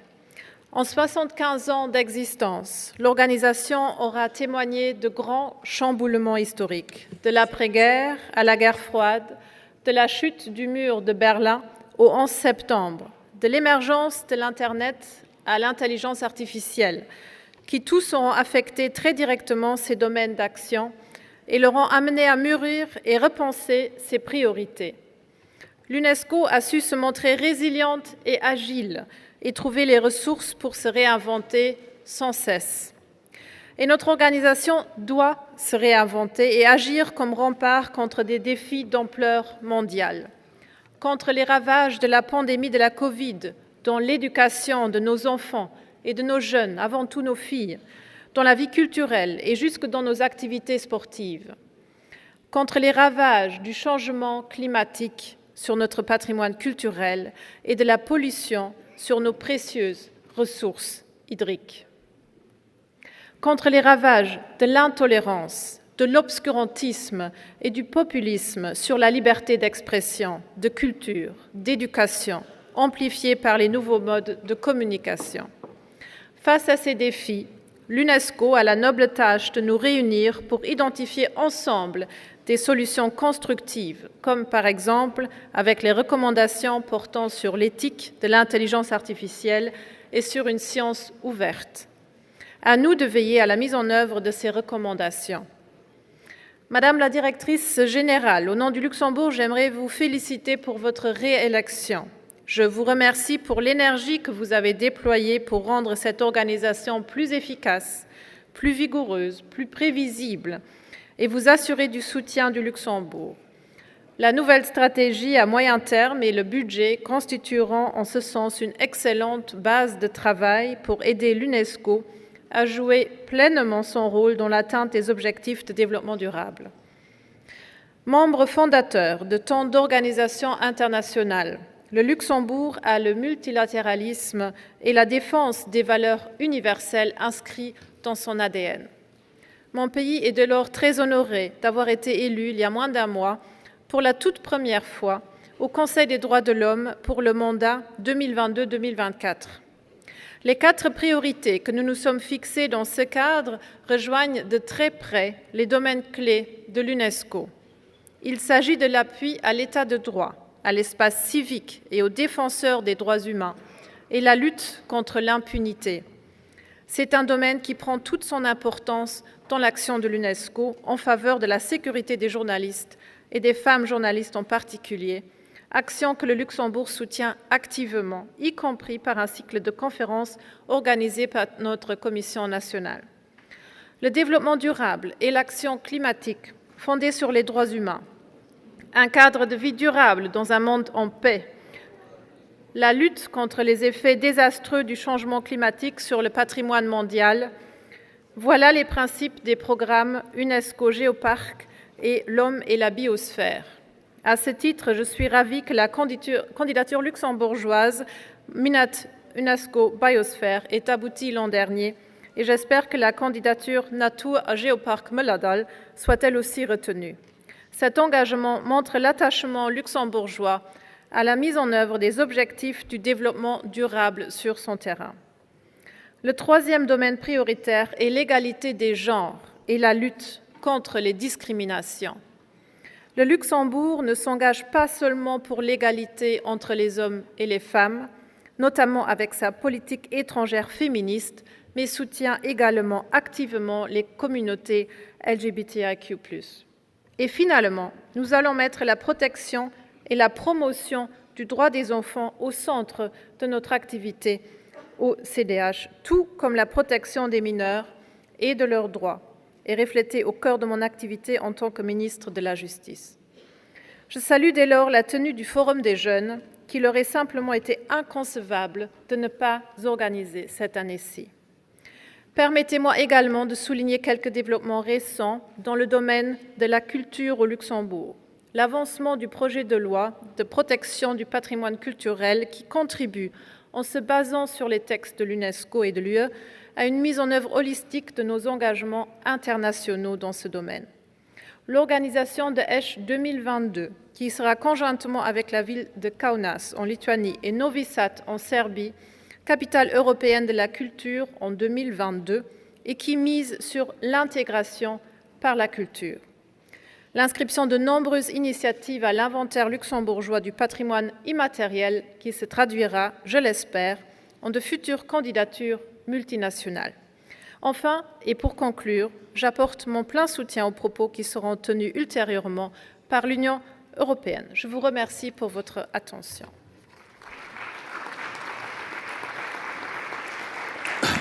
Merci. Merci de vos paroles. I call His Excellency Dr. Majed bin Al-Aloainimi, Minister of Education of Kingdom of Bahrain.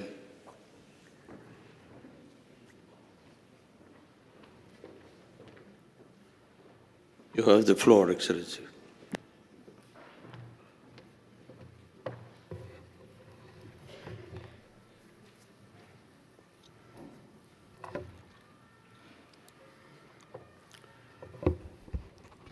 بسم الله الرحمن الرحيم.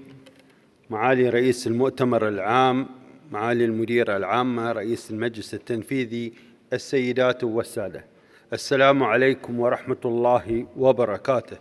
في البداية يسعدني ويشرفني أن أنقل تحيات وتمنيات سيدي حضرة صاحب الجلالة الملك حمد بن عيسى آل خليفة عاهل البلاد المفدى حفظه الله ورعاه، وصاحب السمو الملكي الأمير سلمان بن حمد آل خليفة ولي العهد رئيس مجلس الوزراء حفظه الله ورعاه لهذا المؤتمر باستمرار التوفيق والنجاح لتحقيق أهدافنا الإنسانية المشتركة. ويطيب لي أن أتقدم باسم بلدي مملكة البحرين بخالص الشكر والتقدير والتهنئة إلى معالي رئيس المؤتمر العام، والشكر موصول أيضا إلى معالي السيدة أوديري أوزولاي المديرة العامة لمنظمة اليونسكو على حسن إدارتها للمنظمة وما حققته من إنجازات مشهودة بالرغم من كافة التحديات التي شهدها العالم خلال العامين الماضيين، وأهنئها أيضا على حصولها على الثقة من قبل الدول لولاية أخرى. الحضور الكرام، إن مملكة البحرين تؤيد ما ورد في المشروع الاستراتيجي المتوسطة الأجل للفترة من 2022 إلى 2029 للمنظمة، باعتبارها مختبراً للأفكار ومحفزة للتعاون الدولي لبناء حصون السلام وتعزيز التنمية المستدامة والتغلب على الآثار التي خلفتها جائحة تفشي فيروس كورونا كوفيد-19، خاصة على التعليم والعمل على تسريع عملية رقمنة التعليم وتوفيره وتعزيز فرص التعلم مدى الحياة. ولا بد في هذه الظروف من الإشارة إلى الدور المحوري الذي تلعبه جائزة اليونسكو الملك حمد بن عيسى آل خليفة لاستخدام تكنولوجيات المعلومات والاتصال في مجال التعليم في تكريم المبادرات المتميزة الهادفة إلى إيصال التعليم الجيد لجميع الفئات في مختلف الظروف، إذ ركزت الجائزة في دورتها السابقة على دور الذكاء الاصطناعي في ضمان استمرار التعلم وجودته. معالي الرئيس، معالي المديرة العامة، السيدات والسادة، لقد عملت بلدي مملكة البحرين على ضمان بقاء التعليم ضمن أولوياتها السياسية والتنموية والاستمرار في تطويره وتطوير البحث العلمي وتشجيع الاستثمار فيه وتعزيز قيم المواطنة والعالمية وحقوق الإنسان، مواجهة كافة أشكال التطرف والتعصب مهما كان شكله أو مصدره. إن مملكة البحرين قد حولت التحدي إلى فرص خلال هذه الجائحة لتطوير الآليات العمل، سواء من خلال ما يوفره مشروع جلالة الملك حمد لمدارس المستقبل من فرصة كبيرة للتعلم الإلكتروني الرقمي، أو من خلال الدروس المركزية أو البوابة التعليمية لوزارة التربية والتعليم التي أصبحت مصدراً رئيسياً للتعليم والتعلم والتواصل بين المعلمين والطلبة وأولياء الأمور. بل إن هذه البوابة زارها في العام الماضي فقط أكثر من 68 مليون مراجع، أصبحت بالتالي مرجعاً مهماً في التعليم الرقمي، إلى جانب ما وفرته وزارة التربية والتعليم من بدائل أخرى مثل الدروس المتلفزة وقنوات اليوتيوب التي بلغ عددها 14 قناة، تم تخصيص واحدة منها للطلبة من ذوي الاحتياجات الخاصة. هذا إضافة إلى جهود المملكة في العمل على حماية التراث وتعزيز التنوع الثقافي ودمج قضايا حقوق الإنسان والتسامح والقضايا البيئية في المناهج الدراسية، ومثل ذلك المدرسة المعززة للمواطنة وحقوق الإنسان، وتدريب منتسبي الوزارة على كافة المراحل التعليمية وتطوراتها، خصوصا من خلال المركز الإقليمي لتكنولوجيا المعلومات والاتصال الذي يعمل في البحرين تحت مظلة اليونسكو، حيث قدم العديد من البرامج المتنوعة والتي وصلت إلى أعداد دفعت الكثير من المعلمين من الاستفادة من هذه الخدمات، وقد وصل عددهم إلى 1600 شخص. وفي الختام أجدد الشكر للجهود التي بذلت لتنظيم هذا المؤتمر وإعداد وثائقه، مؤكدا أن مملكة البحرين بقيادة سيدي حضرة صاحب الجلالة الملك المفدى حفظه الله ورعاه ستظل على وفائها الدائم للمبادئ والقيم الإنسانية للمنظمة لنشر التعليم والحوار والثقافة والتسامح والسلام وتعزيز التعاون الدولي لأجل الإنسان. والسلام عليكم ورحمة الله وبركاته.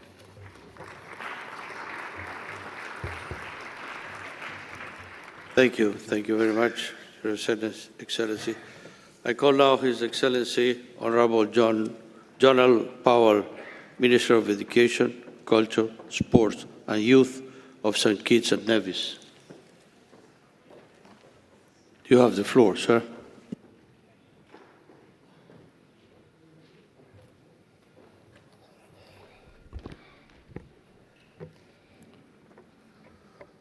Mr. President of the General Conference, Madam Director General, Chairman of the Executive Board, fellow honorable ministers, distinguished ambassadors, ladies and gentlemen. I'm deeply honored to address this session of the 41st General Conference on behalf of the government and people of St. Kitts and Nevis. Please allow me this minute to add our own congratulations to Madam Director General Ajoulay on her re-election. My government continues to recognize the valuable expertise provided by UNESCO to us as a small island developing nation, faced with multiple challenges. These range from water shortages arising from climate change to galvanizing youth, especially boys, into quality education fulfillment, and from scaling up the professionalization of the teaching force to integrating education for sustainable development, not to forget the need to preserve both our tangible and intangible cultural heritage. In all these areas, UNESCO remains our undisputed partner in providing cutting-edge expertise in our quest to achieve the UN Sustainable Development Goals. Mr. President, I think I echo the sentiments of my Caribbean colleagues expressed in various UN forums, and more recently at the COP26 summit in Glasgow. Small states like ours must have a heightened voice at the top of the table in contributing to solutions impacting us, situated as we are on the frontiers of damaging climate change. In terms of UNESCO's role, climate change expertise and resources must be redeployed in developing more focused and tailored measures that adequately reflect the unique conditions of SIDS. This must indispensably take account of our island's vulnerabilities linked to diseconomies of scale and thus limited institutional capacity, the increase in frequency and intensification of natural disasters, and sea level rises which contaminate freshwater sources. The COVID-19 pandemic has now accentuated these challenges. These require urgent UNESCO intervention, notably in delivering unfettered access to education and ensuring access to clean water for washing hands, and that is the only effective means of combating the pandemic. One of the lessons to be learned from the disruption of COVID-19 in ensuring continuing education was that, despite laudable benefits to digitize the learning process, it cannot be a substitute for the pedagogical knowledge and skills imparted by the teacher in the face-to-face experience. This is the basis for quality education, regardless of how it is delivered. In this vein, St. Kitts and Nevis has prioritized the resumption of school and is the only Caribbean state to have had complete, uninterrupted, full-time face-to-face school for the academic year 2020-2021, and thus far for the academic year 2021 to 2022. This is why, with the help of UNESCO, we embarked on the professionalization of the teaching force, a central feature of which is the creation of a National Teachers' Council focused on boosting standards and quality control. Our next priority, with UNESCO's assistance, is integrating a policy framework for education for sustainable development as part of the horizontal and vertical curriculum components in our national education program. Another area in which UNESCO can provide immediate assistance is addressing freshwater shortages, the key vulnerability factors of which remain rising sea levels and climate variability and change. There is a pressing need for the UNESCO Intergovernmental Hydrological Program to assist the Caribbean island states in reinforcing human and institutional capacities with scientific knowledge, methodologies, and resilient water ITC-based management tools. We cannot achieve this ambition alone with UNESCO. This may require forging alliances with other expert partners, such as the World Bank, the EU, the UNEP, to drive enhanced water security, improved water quality, and process wastewater, ultimately impacting on food security. In conclusion, more than ever, we call upon UNESCO to refocus its SIDS expertise and support by providing resilience-building strategies in enhancing quality education, strengthening our early warning systems against the vagaries of climate change, and in preserving our places of memory and cultural heritage. With UNESCO's support, we can secure a sustainable future for our country and our citizens. I thank you for your kind attention. Thank you for your words. Llamo ahora a Su Excelencia, señora Milagros Germán, Ministro de Cultura de República Dominicana.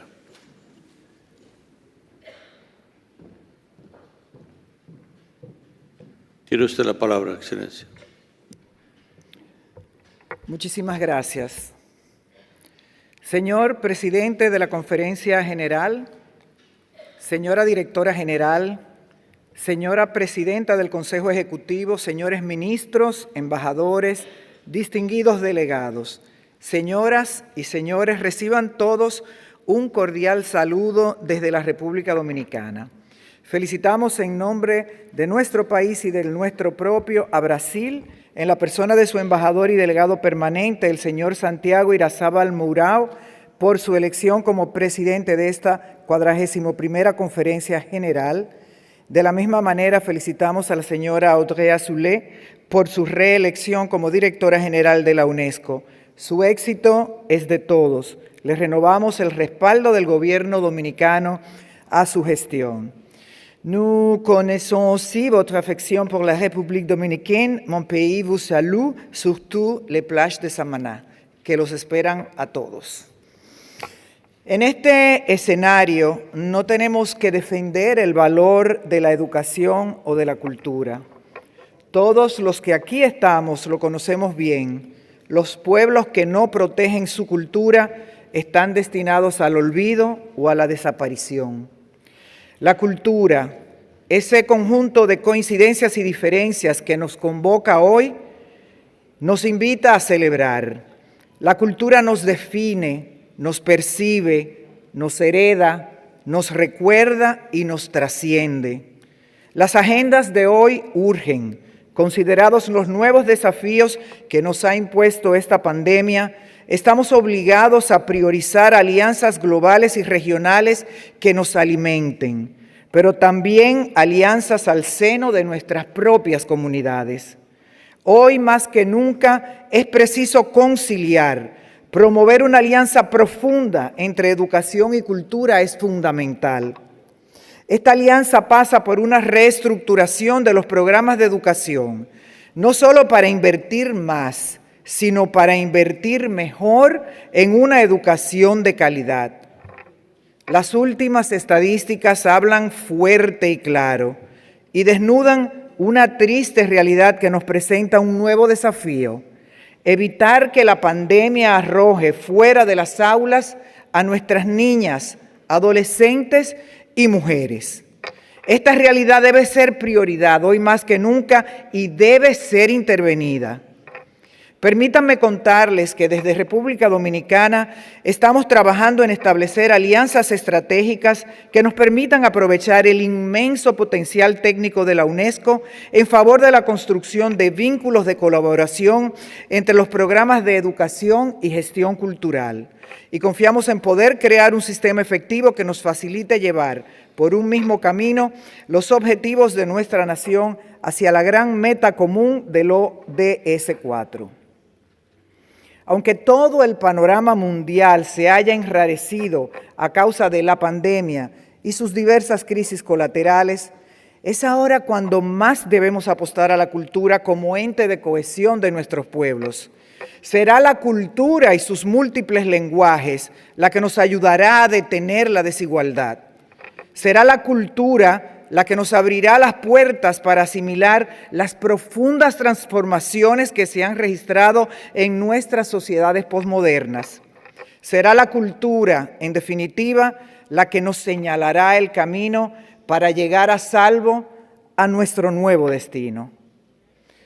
Hablemos de educación. El gobierno de la República Dominicana, ante los obstáculos que planteó la pandemia para volver a las aulas, no se quedó de brazos cruzados. Aprendamos desde casa nació en marzo del 2020 e inició la reapertura del año escolar. En un acuerdo sin precedentes, las clases fueron transmitidas por más de 150 emisoras de radio y televisión, empresas de cable y plataformas digitales. Se impartieron programas para la capacitación de maestros, instruyendo a más de 100,000 profesores sobre las nuevas metodologías de la educación a distancia. Para ello, contamos en todo momento con el apoyo técnico de la UNESCO. En el campo de la educación superior, logramos articular y unificar las cátedras UNESCO en una red nacional de cátedras, reafirmando nuestro apoyo a la investigación científica y tecnológica. Celebramos la 4ª edición del Premio Juan Bosch, un reconocimiento financiado por el Gobierno de la República Dominicana que tiene por finalidad impulsar el trabajo de jóvenes investigadores en ciencias sociales. Y nos llena de mucha alegría compartir que en esta última edición del Premio Juan Bosch se ha presentado la mayor cantidad de candidaturas en la historia del premio. Nuestro país ha trabajado arduamente en la recuperación del sector de la cultura a través del programa Industrias Creativas y Culturales.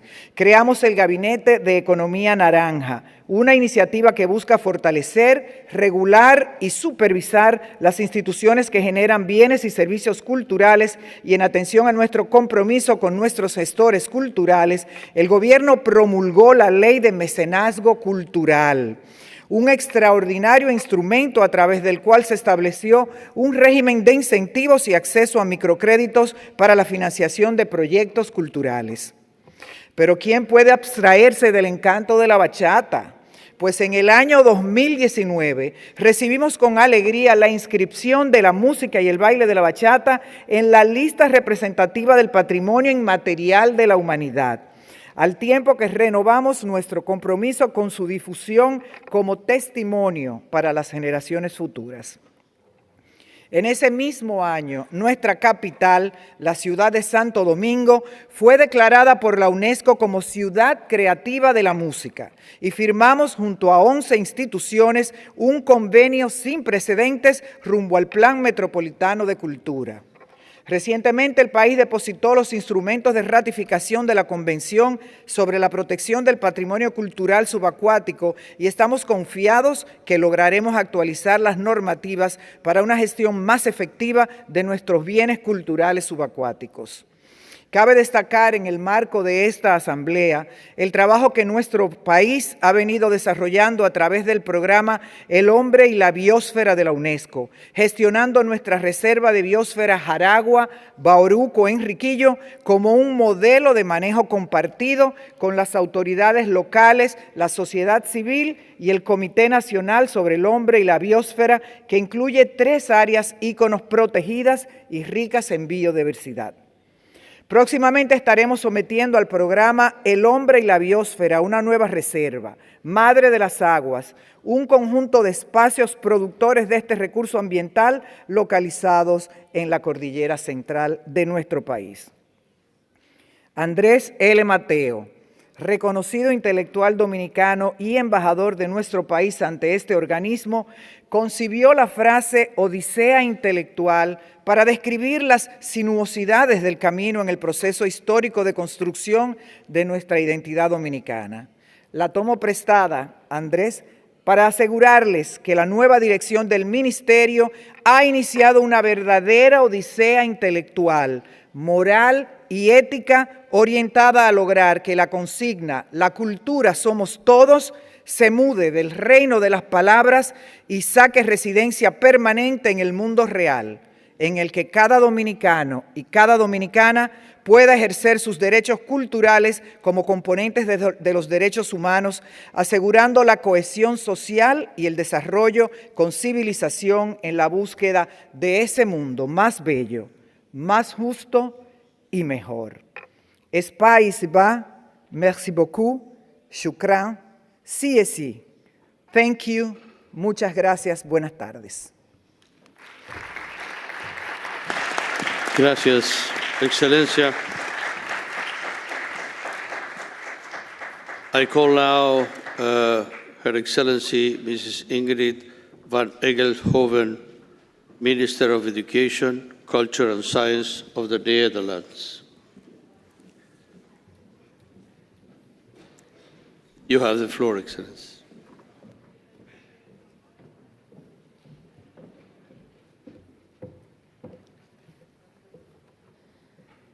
Dear colleagues, Director General, President, during the pandemic, important values have come under increased pressure worldwide. Important values that include equal opportunities, diversity and inclusion, democracy and human rights, gender equality, and equal rights for the LGBTI community. As a result of the pandemic, many people are finding it ever more difficult to participate in society and pursue their personal development.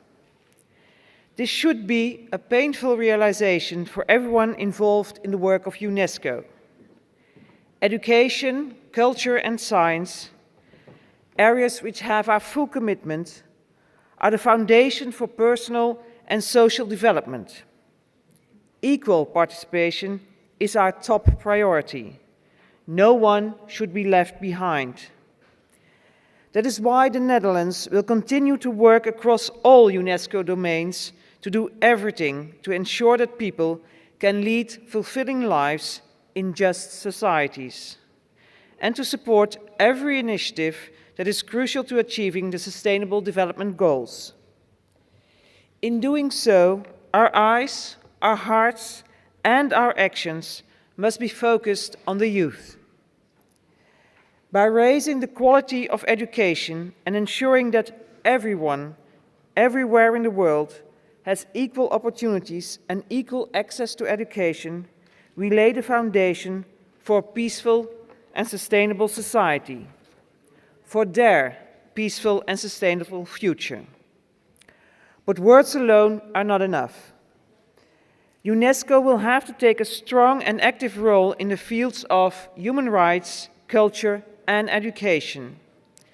Let me highlight one of the priorities of the Kingdom of the Netherlands in each of these areas. Firstly, human rights. By adopting the recommendation on the ethics of artificial intelligence during this conference, UNESCO can set a great example and show its commitment to protecting fundamental rights worldwide. In this complex area, the Netherlands believes that a human-centered approach should be given the highest priority. As well as doing more to protect fundamental rights worldwide, we must recognize that in many countries, freedom of expression is under attack and that safety of journalists is needed now more than ever.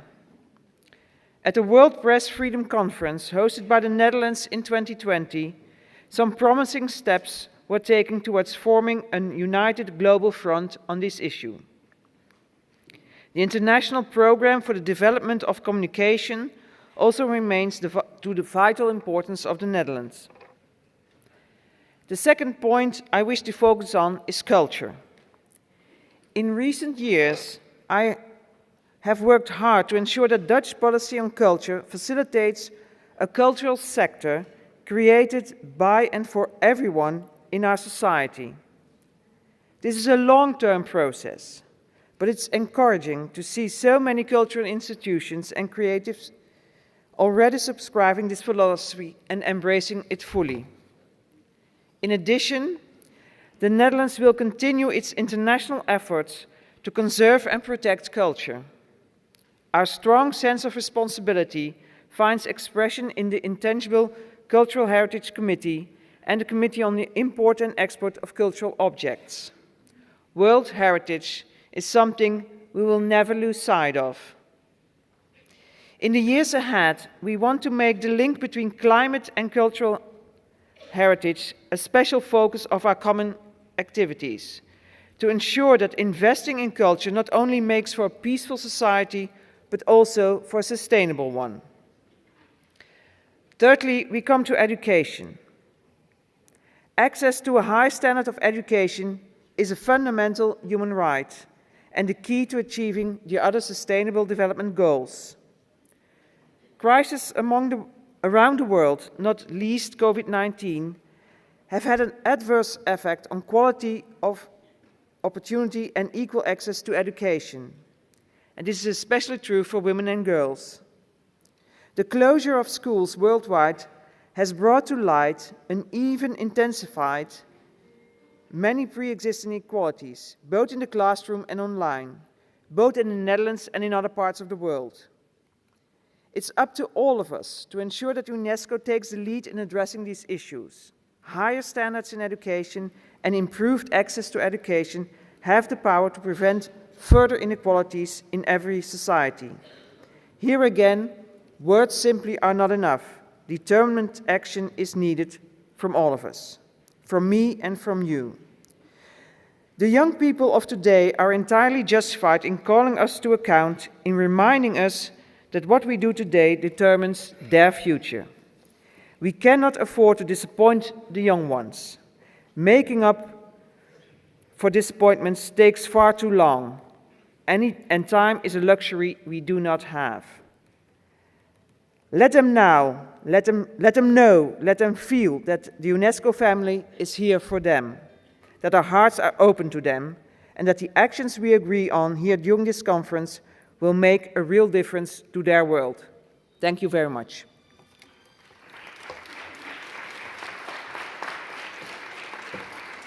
Thank you very much. I'm calling now Her Excellency Mrs. Emin Zaparova, First Deputy Minister of Foreign Affairs of Ukraine. You have the floor, Excellency.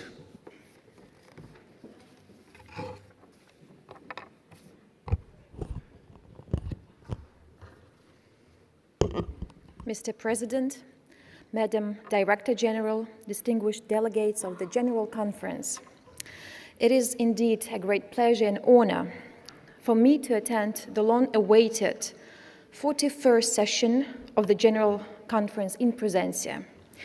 While entirely sharing UNESCO values, my country fully supports the draft medium-term strategy for 2022-29 and the draft program and the budget for 22-25. We believe that they are a solid foundation for achieving the SDG in the UNESCO fields of competence by 2030. We trust in the leading role of UNESCO in elevating global shocks and suffering caused by them in its areas of competence.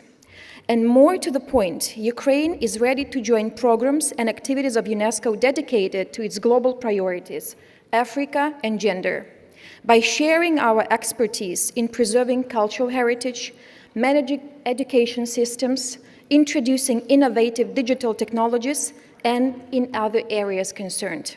My country continually promotes gender equality, which is a top priority for the government of Ukraine. Ukraine also considers relevant the UNESCO strategies aimed to support a priority group, small island developing states. They are facing climate change emergencies, inequalities concerning income, systematic threats to their cultural and natural heritage and their existence, and we cannot but acknowledge that the resources allocated to the programs in this area are insufficient. Another priority group, young people, requires and deserves our heightened attention and consistent support. To spread UNESCO humanistic values and principles, philosophy of being dedicated to the values of UNESCO, among children and youth, we have also recently launched a nationwide contest among the UNESCO-associated schools, Healthy Planet, Healthy People, Common Responsibility, Joint Efforts, My Vision of the Future. In such a way, we wish to foster the generation of Ukrainian boys and girls for the planet and its mankind and their responsibility for the mankind in the future. Mr. President, referring to the noble mission of our organization, which is building peace in the minds of men and women, I cannot but mention the situation in the temporarily occupied Crimea, where human rights and values of UNESCO are being persistently ignored and violated. And this is also of my personal pain, as I used to live in Crimea before 2014. Hundreds of political prisoners of Kremlin are being held in Crimea behind bars, or unlawfully transferred to the Russian territory. Most of them are Crimean Tatars. Russian occupation administration in Crimea violates the right for education in native language. Education in Ukrainian language, for example, is available only to 0.2% of school children in Crimea. Only 3% of children of Crimean Tatars study their native and mother tongue. The number of Crimean Tatar schools has significantly reduced. Of particular concern is the comprehensive militarization of education and propaganda of war among minors. Over the past few years, several invaluable World Heritage properties on the peninsula have been completely or partially destroyed. The UNESCO report on the situation in the temporarily occupied Crimea, issued in November 2020, noted the illegal transfer of cultural artifacts to the territory of Russian Federation. Recent large-scale barbaric restoration works at the World Heritage Site in the ancient city of Taure Khersones and its Kora, and the Hans Palace in Bakhchisarai, which is the remnant of the Crimean Tatar architecture and culture, seriously threaten the universal value. The Russian Federation destroyed religious monuments of Crimean Tatars. More than 19 Crimean Tatar Muslim burial monuments were ruined during the construction of Tavrida Highway. Freedom of speech is practically destroyed. Russia forced the independent media out of the peninsula and persecutes human rights defenders, civil journalists, and activists. We appreciate the efforts made by UNESCO Secretariat, and in particular by Madam Director General, aimed to end this lamentable situation by monitoring the situation in the peninsula.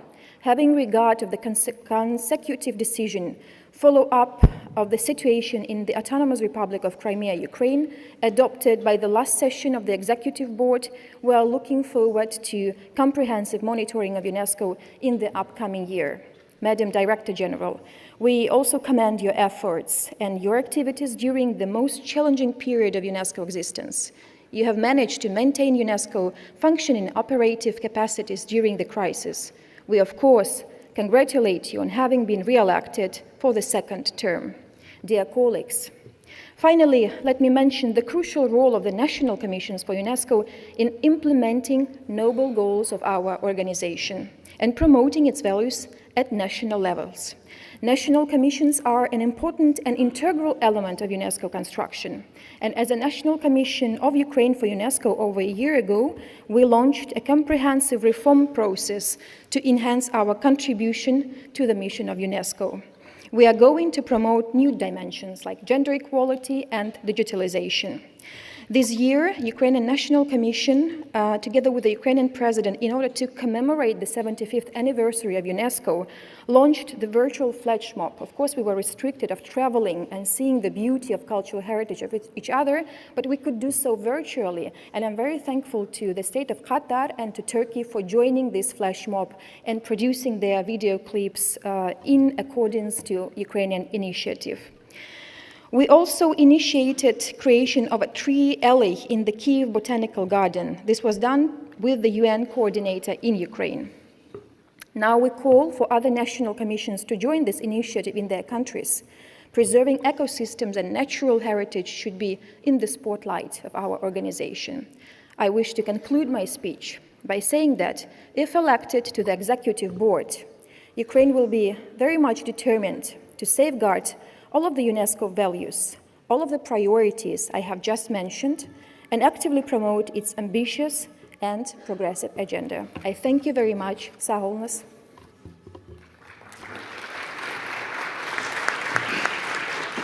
Thank you very much. I call now Her Excellency Totlens Katura, Deputy Minister of Foreign Affairs of Georgia.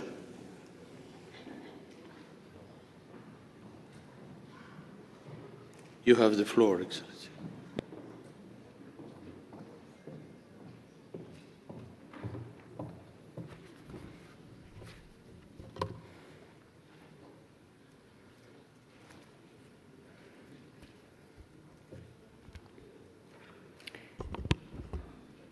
President of the General Conference, Madam Director General, distinguished delegates.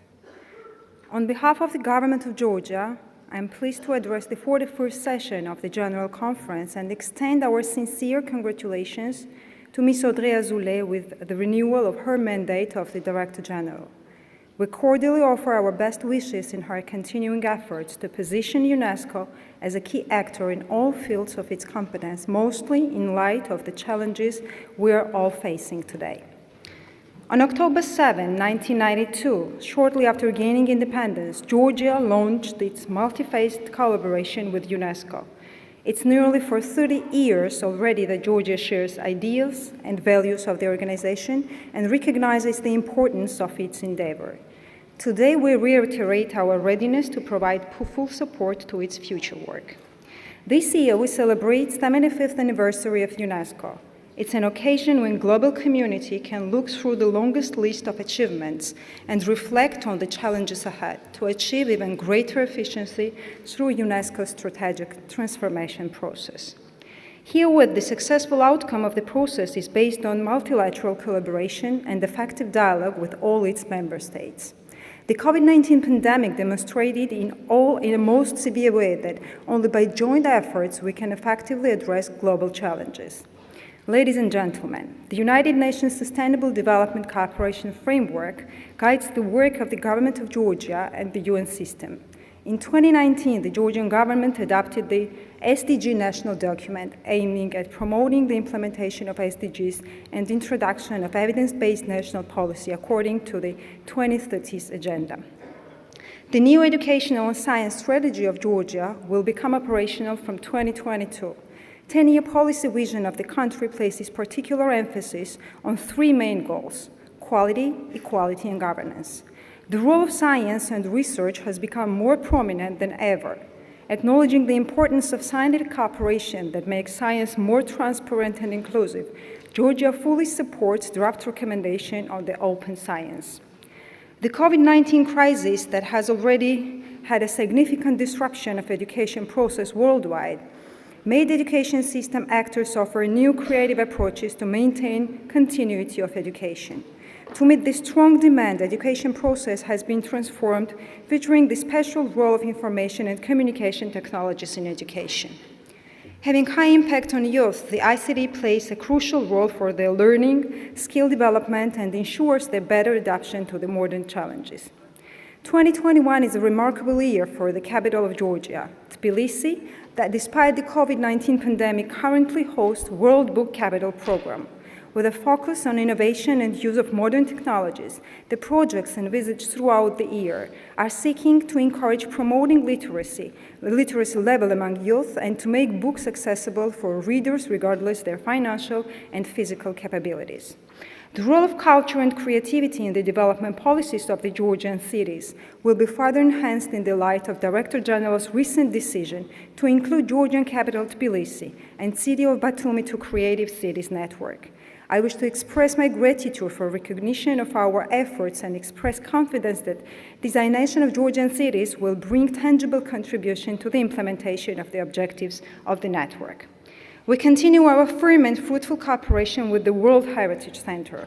Let me take the opportunity and thank the Center and its consultative bodies for support and recognition of our efforts towards the implementation of the World Heritage Convention, as well as for the expertise assistance in preserving World Heritage sites and museum collections. As a party to the 2005 Diversity Convention, Georgia continues to advance in its effective implementation. This year, Georgia became the member of the Intergovernmental Committee for the period 2021-2025. The World Network of Biosphere Reserves is an excellent tool for international cooperation and building capacity. For the first time, Georgia is ready to submit 2 nominations in this regard. Establishment of biosphere reserves in Georgia is fully in line with the vision of the state towards the implementation of the 2030 agenda.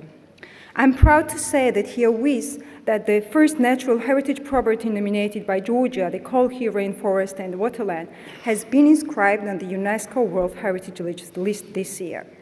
We hope that biosphere reserves established in Georgia, as well as Georgian natural heritage property on the World Heritage List, will greatly contribute to fostering biodiversity conservation and environmental education. They will also establish a good practice for harmonious coexistence of man and environment. Dear colleagues, on September 21, 2020, the world celebrated the 71st anniversary of the United Nations. On this occasion, heads of states and governments gathered to decide on urgent efforts towards strengthening international cooperation for ensuring 3 main pillars of the UN: human rights, peace and security, and development. On behalf of my country, I want to once more express our deep concerns of the humanitarian crisis in Georgia's occupied regions of Abkhazia and Tskhinvali region, South Ossetia. The return to the dividing lines, the ongoing creeping annexation, installation of barbed wire fences along the occupation line to cut off remaining links between the world-divided societies significantly affect the livelihoods of local population. Deliberate eradication of cultural heritage, looting and illicit trade of cultural artifacts, restriction of freedom of movement, and deprivation of the right to education in native language, particularly in Gali region, double our concerns and highlight the vital need for urgent response. In this respect, we acknowledge the paramount role of UNESCO. Our society considers the organization as a key stakeholder and strongly expects its efficient involvement in the process, especially regarding the monuments of cultural heritage. We believe that only with the consolidated efforts is possible to eliminate such grave violations in different parts of the world. distinguished delegates, on 12 November, the President of Georgia will be among distinctive participants of the high-level event dedicated to the 75th anniversary of UNESCO. It will surely be a good opportunity to reaffirm our commitments towards the organization's actions and to jointly discuss the essential role of UNESCO in the face of global challenges. I thank you.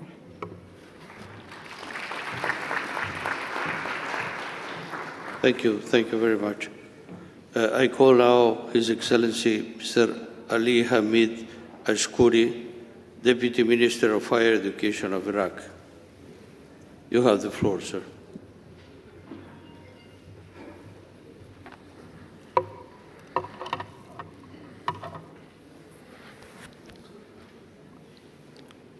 السيد رئيس المؤتمر العام المحترم، السيد رئيس المجلس التنفيذي المحترم، أصحاب الفخامة والمعالي ورؤساء الوفود وأعضائها المحترمون، السلام عليكم ورحمة الله وبركاته.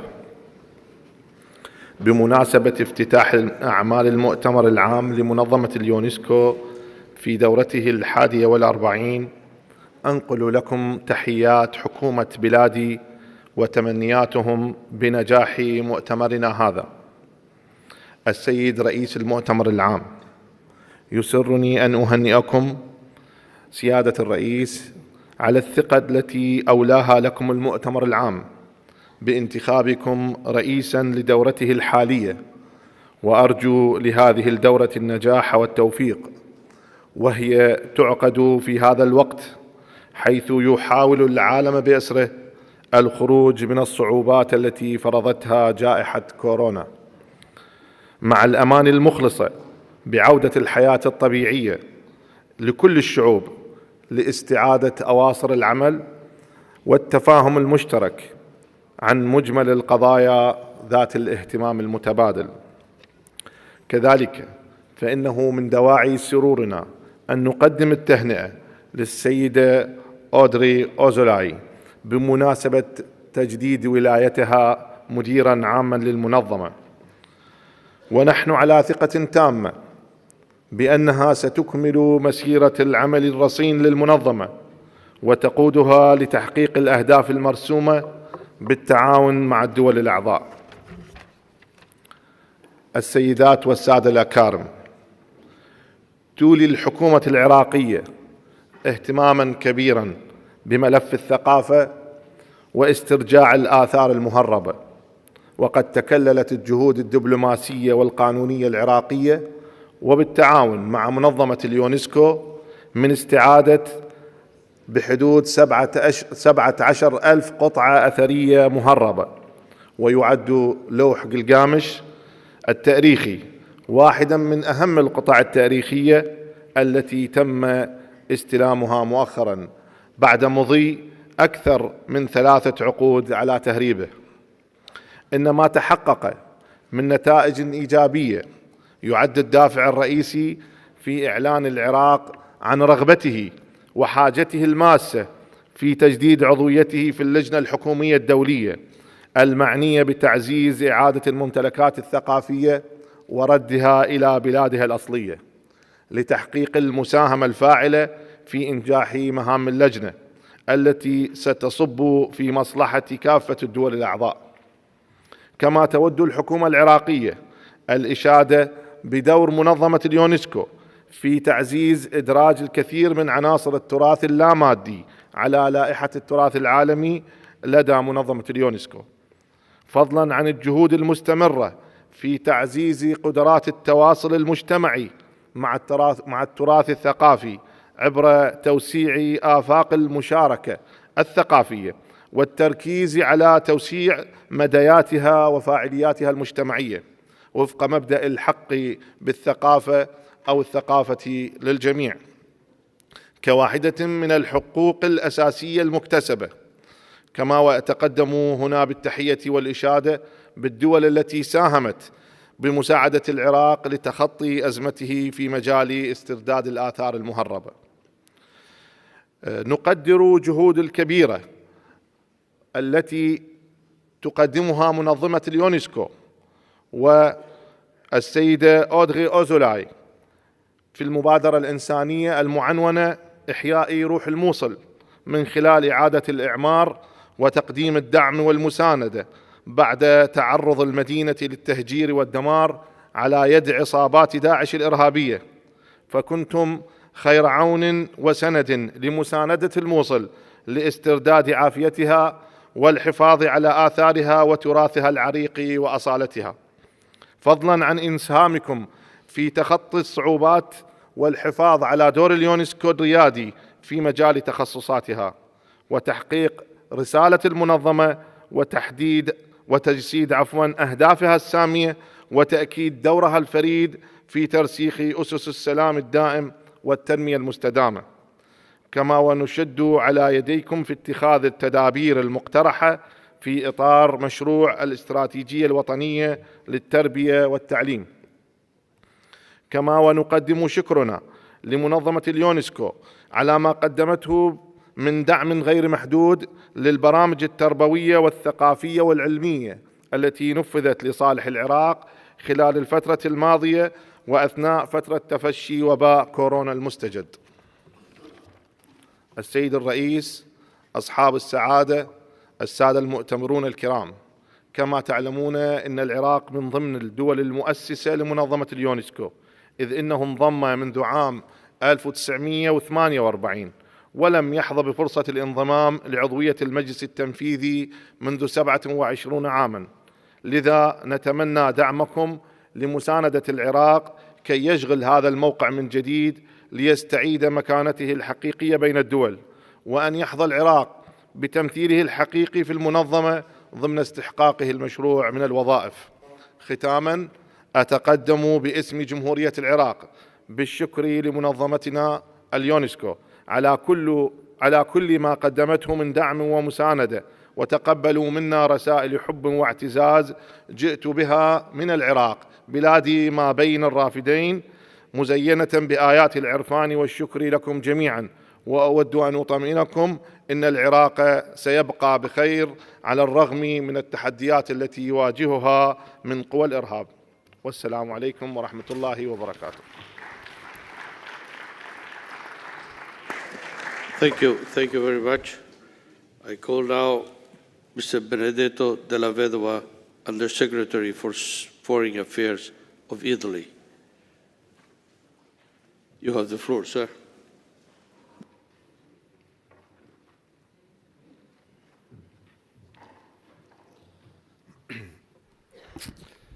Mr. President of the General Conference, Mr. Chairperson of the Executive Board, Madam Director General, Excellencies, ladies and gentlemen, dear colleagues. After more than a year of global pandemic, the first G20 Cultural Ministers meeting we organized last July in Rome was a testimony to the unprecedented level of interaction between cultural, digital, and environmental transitions, the three faces of today's world. A world more fragmented and more united at the same time, which needs culture, education, communication, and science to heal its wounds and recover from the pandemic, as well as to face the environmental challenges at the core of COP26 agenda in Glasgow.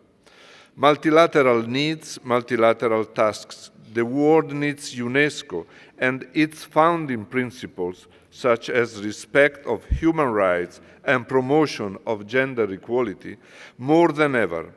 65 years after its creation, the most intellectual and imaginative UN agency turns to be the most realistic too. UNESCO can count on our support to this end. Madame Azoulay, whom we wish to congratulate on her re-election, can always count on Italian support.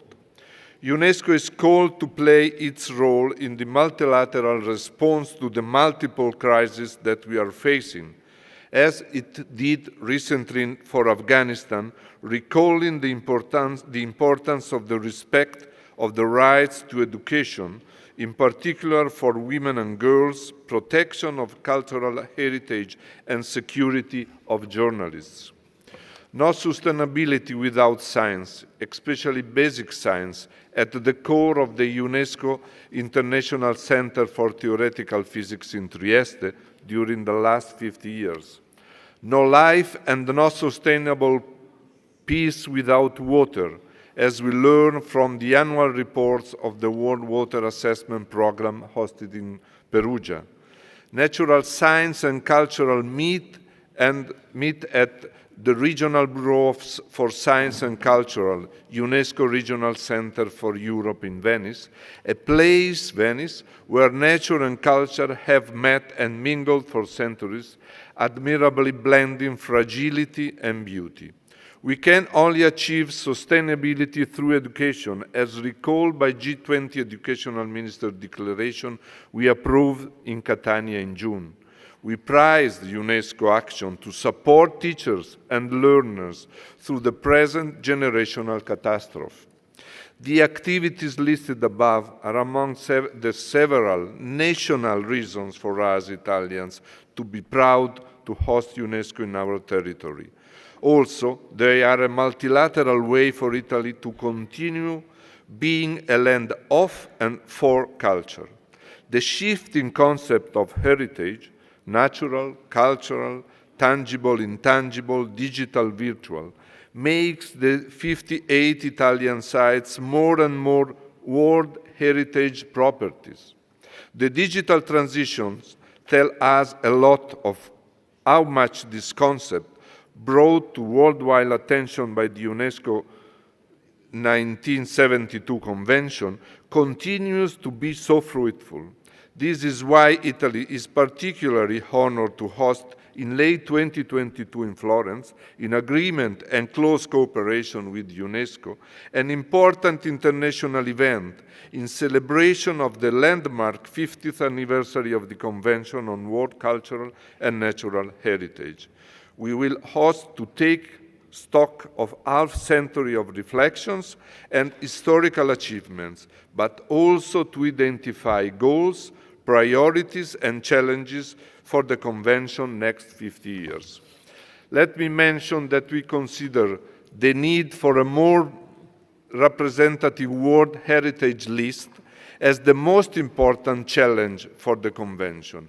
Indeed, rather than a static identity-centered concept, Italy considers heritage as a dynamic activity and firm commitment to protect the precious, magnificent patrimony and an unique instrument for sharing with other states parties our knowledge and experience.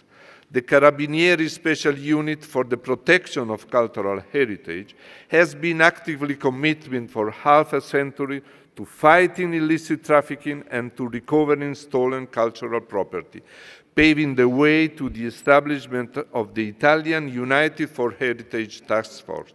The task force is intended to be deployed abroad in fluid coordination with and upon invitation by UNESCO, with the goal of addressing threats to irreplaceable cultural resources and protecting and preserving cultural heritage damaged, trafficked, or endangered by conflicts and disasters. This was stated last October by the G20 summit in its Rome Declaration, which in turn recalls the objectives of the resolution of the United Nations Security Council 2347/2017, as well as the Rome Declaration of the G20 Ministers of Culture. On the environmental side, during our G20 presidency, we launched the International Environmental Expert Network, UNESCO Network for Earth. In line with the long-standing engagement, commitment, and shared experience in protecting World Heritage, Italy decided to put forward its candidature to the UNESCO World Heritage Committee after 20 years of absence from this body. A long hiatus which we believe it is high time to come back from. We count on your valuable support at the election to be held in 2 weeks' time, at the 23rd session of General Assembly of the State Parties to the World Heritage Convention, and Italy finally aligns itself with the EU statement. Thank you.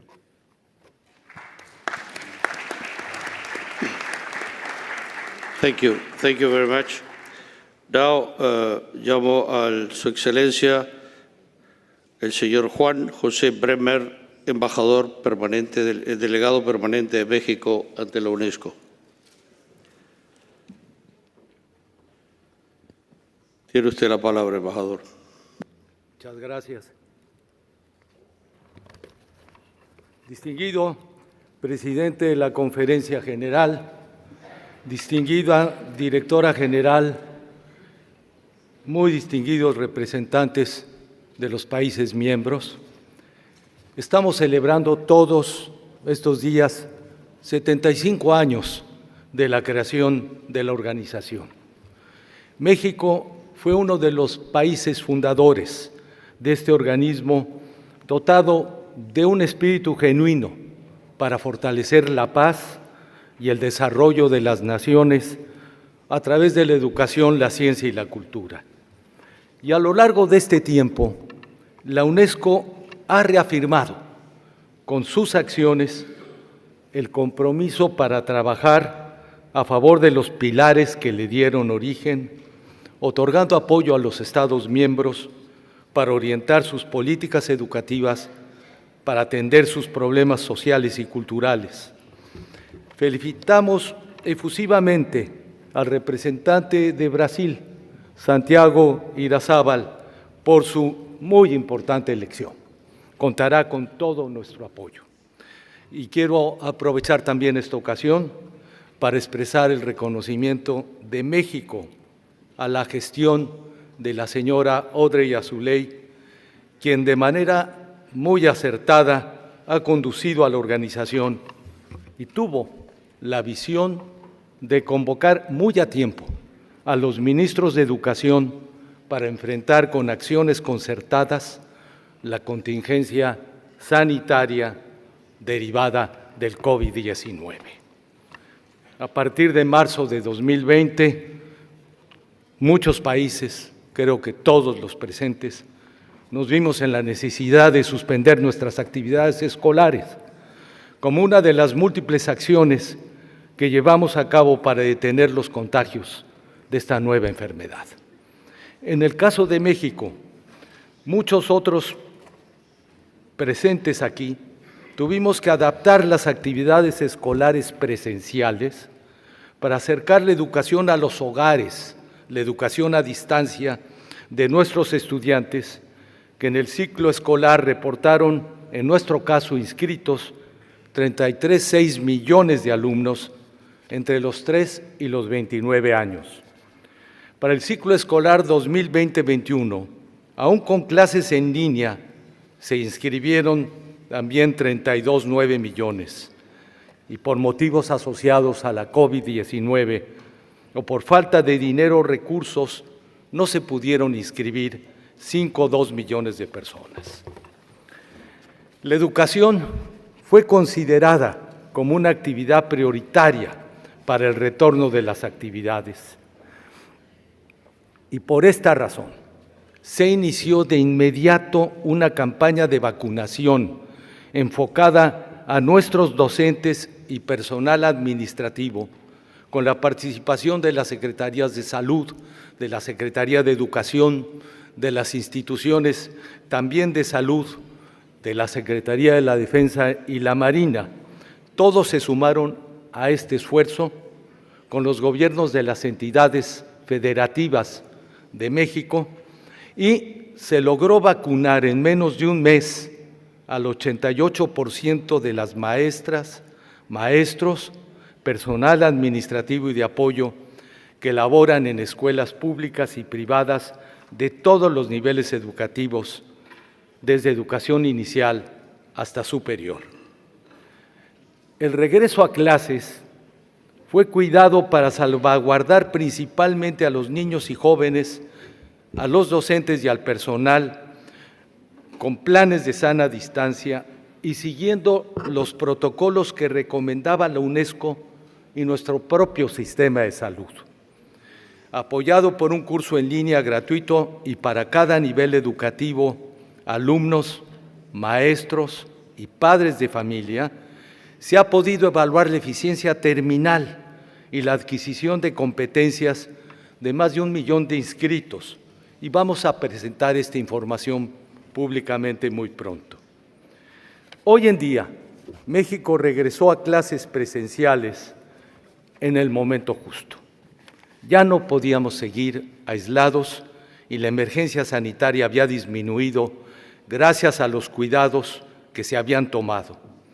Y a 3 meses de regreso a clases puedo decir que no ha habido un rebrote de contagios y los casos asociados al regreso a clases son mínimos, ya que los protocolos de actuación se han ejecutado adecuadamente.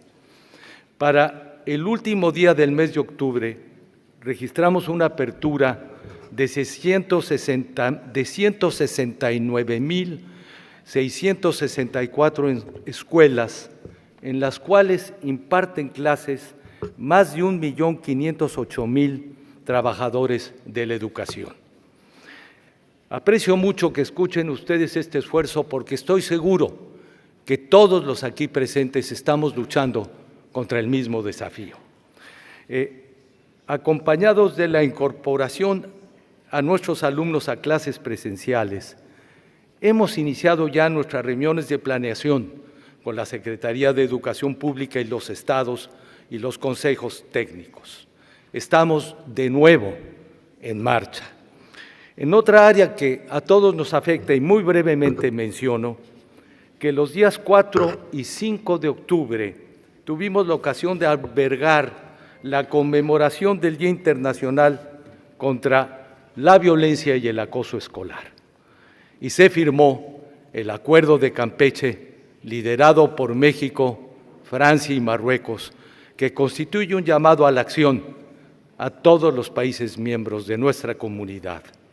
Distinguidos delegados, quiero cerrar mi intervención reiterando a todos ustedes el compromiso de México de colaborar estrechamente con todos ustedes para que la Conferencia Intergubernamental Mondiacult 2022 cumpla con los altos propósitos de actualizar las políticas culturales de cara a los grandes retos de nuestro tiempo. Muchas gracias. Gracias, embajador. Gracias por las gentiles palabras hacia esta presidencia. I call Her Excellency Mrs. Natasha Kayer, Ambassador Permanent Delegate of Canada to UNESCO.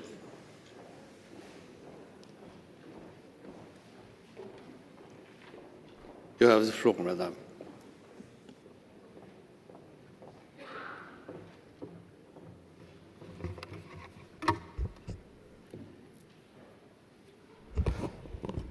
Monsieur le Président, Madame la Directrice générale, distingués délégués, je suis heureuse de réaffirmer que l'engagement du Canada à l'égard de l'UNESCO est aussi fort que le jour où l'organisation a été créée, il y a 75 ans. Je félicite la Directrice générale de sa réélection et je l'assure du soutien indéfectible du Canada à l'égard de son programme de transformation stratégique et de l'ambitieuse stratégie à moyen terme de l'UNESCO. Les 2 grandes crises auxquelles nous faisons face aujourd'hui, les changements climatiques et la pandémie de Covid-19, témoignent de l'importance d'agir ensemble. À cet égard, l'UNESCO peut apporter beaucoup. Nous voyons déjà les effets dévastateurs des changements climatiques, particulièrement dans les petits États insulaires en développement et dans toute l'Afrique. L'UNESCO doit rechercher des solutions multilatérales pour que les considérations relatives au climat, à la nature et à la biodiversité soient intégrées dans ses travaux. La décennie des Nations unies pour les sciences océaniques est l'occasion d'accélérer les avancées scientifique qui vise à promouvoir la santé des océans et du climat. À un moment où les principes scientifiques éprouvés font l'objet d'attaques sans précédent, la recommandation sur la science ouverte renforce la contribution de l'UNESCO à l'égard de la cible 9.5 des ODD en matière de recherche scientifique. Nous nous réjouissons de la recommandation et que la recommandation réaffirme l'importance de la coopération scientifique, qu'elle inclut les droits de la personne et qu'elle prône une approche intégrant la dimension de genre. Mr. President, distinguished delegates, we need to engage and learn from Indigenous peoples and their valuable ancestral knowledge, and to be aware that those residing in northern communities are disproportionately affected by climate change. Canada is committed to truth and reconciliation, and to preserving and promoting the languages, culture, and knowledge of our Indigenous peoples, and we will be active in advancing the goals of the UN Decade of Indigenous Languages. The upholding of human rights and fundamental freedoms must underpin all UNESCO activities and be a central consideration when developing and implementing all standard-setting instruments across UNESCO's fields of work. A good example is the recommendation of the Ethics of Artificial Intelligence, an ambitious text which reinforces universal human rights as the basis for the development and use of AI systems. As chair of the Freedom Online Coalition in 2022, Canada will further the implementation of the recommendation while advocating for a feminist internet that respects the rights of everyone and advances our shared vision centered on digital inclusion. UNESCO's work on media freedom, digital access, and digital literacy is essential. This is why we are proud to support the amazing work being done under the aegis of the Global Media Defense Fund. And with hate speech on the rise, much more remains to be done to advance the respect for and inclusion of all vulnerable populations, including LGBTQ2+ people, who are too often the victims of violence and discrimination. We strongly support UNESCO's engagement in the fight against all forms of prejudice and discrimination, including anti-Semitism and Islamophobia. This type of dehumanization is what enables genocides to occur. We are thus proud to support UNESCO's Preventing Genocide Through Education program, and we call upon other member states to join with us in this effort. In education, girls have been disproportionately affected by the COVID pandemic. The organization's crucial work to defend Afghani women's and girls' rights, particularly through its work in education, has been remarkable and must be continued. Improving girls' education worldwide and ensuring that progress on gender equality and women's rights is not lost must be a priority if SDG 4 is to be realized. Above all, UNESCO must support member states as they try to ensure continuity of education through the pandemic and beyond. And we are glad to see that the UNESCO Institute for Statistics in Montreal continues to produce quality data to help member states monitor progress towards 2030. Monsieur le Président, distingués délégués, en matière de culture, le Canada et le gouvernement du Québec accordent une grande importance à la diversité des expressions culturelles et à la Convention de 2005 à l'ère du numérique. L'accès à des contenus diversifiés en ligne joue un rôle central dans la constitution des sociétés démocrates et inclusives. En terminant, soulignons que l'année 2021 marque le 15e anniversaire de l'accord ayant établi la présence formelle du représentant du gouvernement du Québec au sein de la délégation permanente du Canada. Nous nous réjouissons de poursuivre cette collaboration fructueuse au service des objectifs fondamentaux de l'UNESCO. Je vous remercie de votre attention. Merci.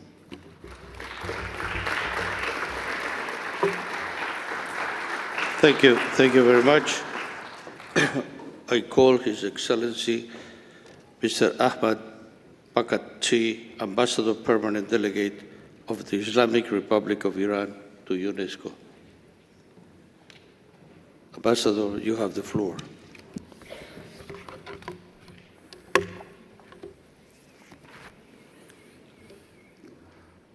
Mr. President of the General Conference, Mr. Chairman of Executive Board, Madam Director General, Excellencies, ladies and gentlemen. First, congratulations to His Excellency Mr. Santiago Irazabal Murao upon his election as President of the 41st General Conference. I'd like to extend my profound gratitude to His Excellency Mr. Altay Cengizder, the esteemed outgoing President of the General Conference, for his unsparing efforts during his tenure. I would also like to congratulate Madame Audrey Azoulay on her re-election as Director General of UNESCO, and I wish to reiterate my government's full readiness to continue our cooperation. Excellencies, dear colleagues, it is delightful to be able to have this conference in person after a difficult period of COVID-19 we have experienced during these last 2 years.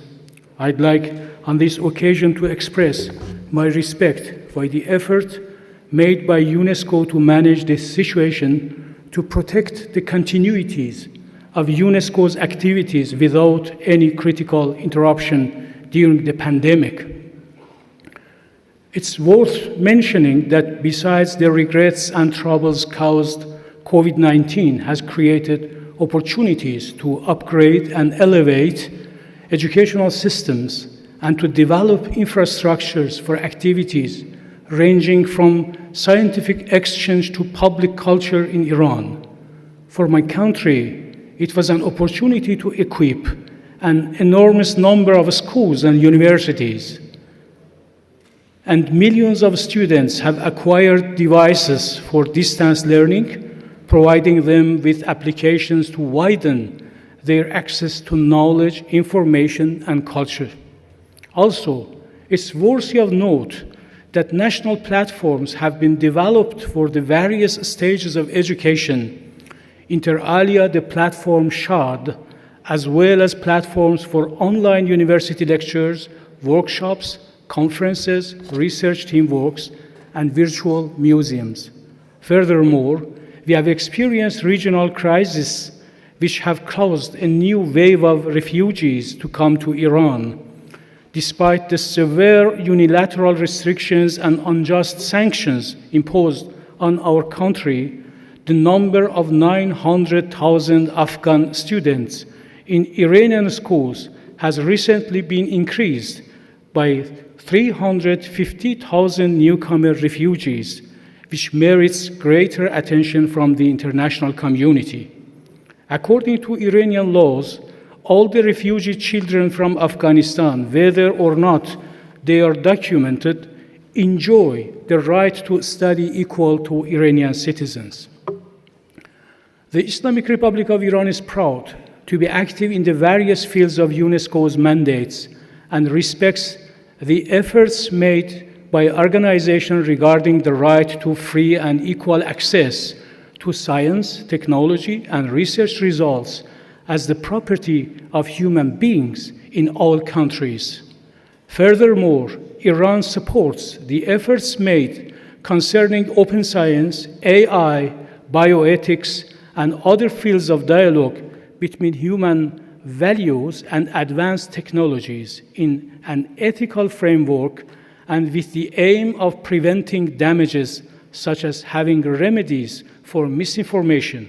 Ladies and gentlemen, UNESCO has always been an arena in which all nations may better know and understand each other and achieve peace and friendship.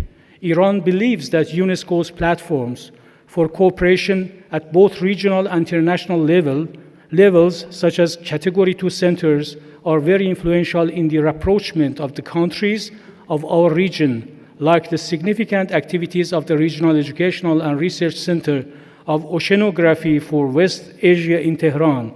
Also, I hope that the newly established Category 2 centers, such as the International Center for Health-Related Basic Sciences and Human Nutrition in Mashhad, and the International Center for the Integrated Management of Watershed and Bioresources in Arid and Semi-Arid regions in Tehran, will provide opportunities for increased close regional cooperation. Moreover, multinational and joint nominations regarding world natural and cultural heritage, intangible cultural heritage, and anniversaries in practice have been very efficient in creating solidarity between neighboring countries, and it is my hope that this will be continued. Thank you for your attention. Thank you. Thank you. Thank you very much. I call now Mr. Carsten Stauer, Ambassador, Permanent Delegate of Denmark to the UNESCO. Excellency, you have the floor.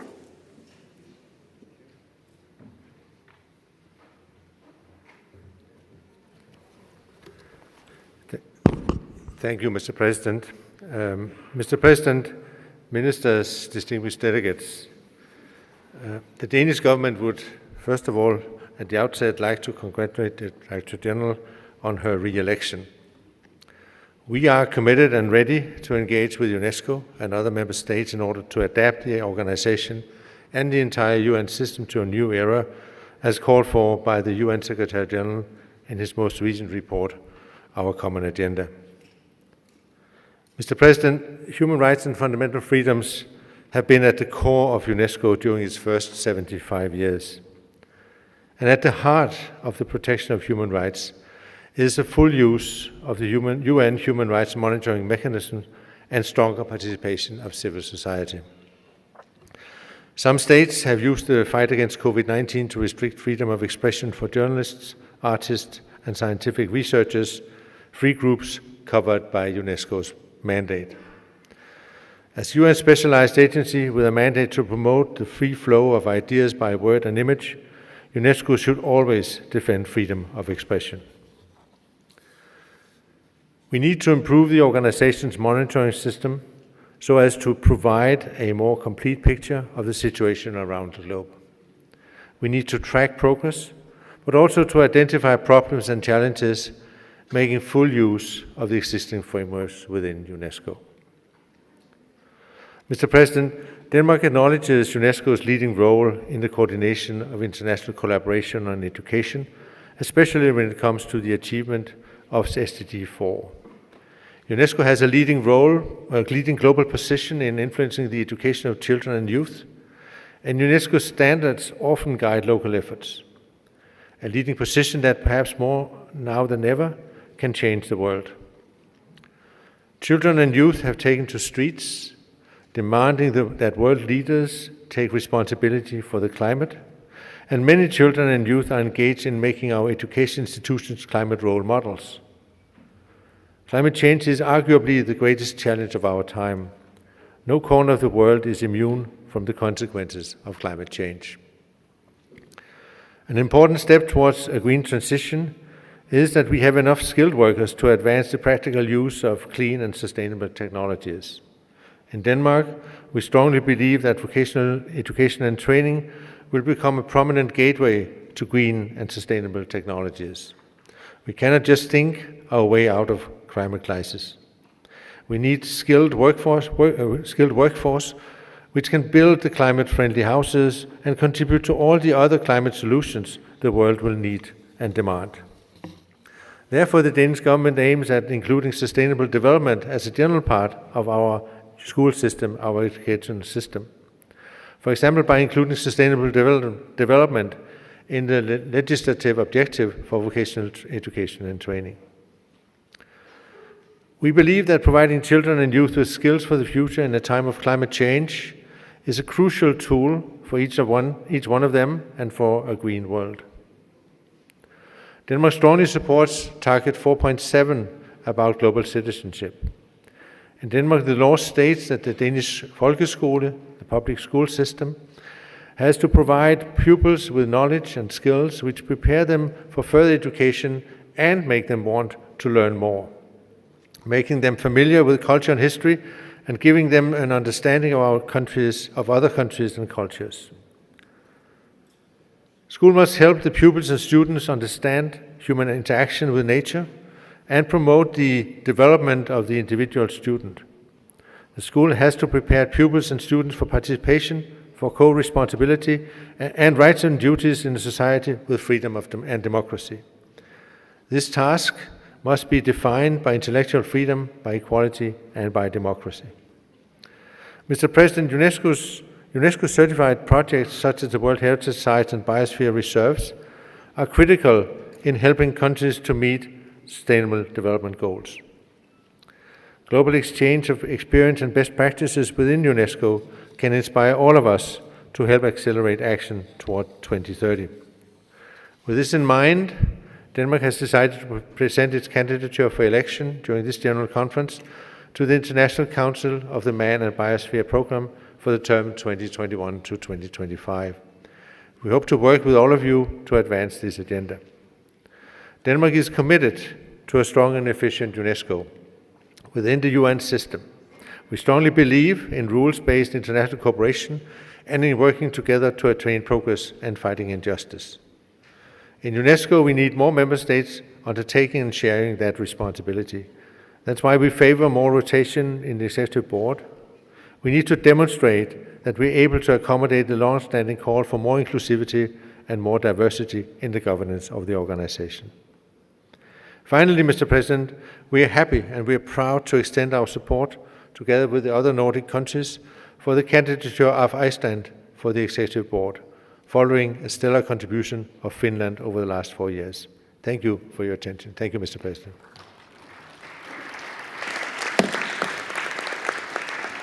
Thank you. Thank you very much. Llamo ahora a Su Excelencia, la señora Marcela Miriam Lozardo, embajadora delegada permanente de Argentina ante la UNESCO. Tiene usted la palabra, embajadora. Gracias.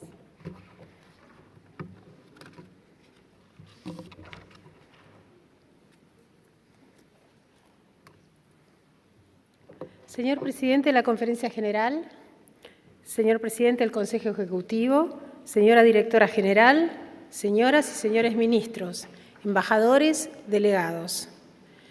Es un inmenso placer, en mi calidad de embajadora, designada delegada permanente de la República Argentina ante la UNESCO, intervenir hoy ante esta Conferencia General para evocar las prioridades de nuestro país y compartir nuestra visión sobre la misión de esta organización en ocasión de su 75º aniversario.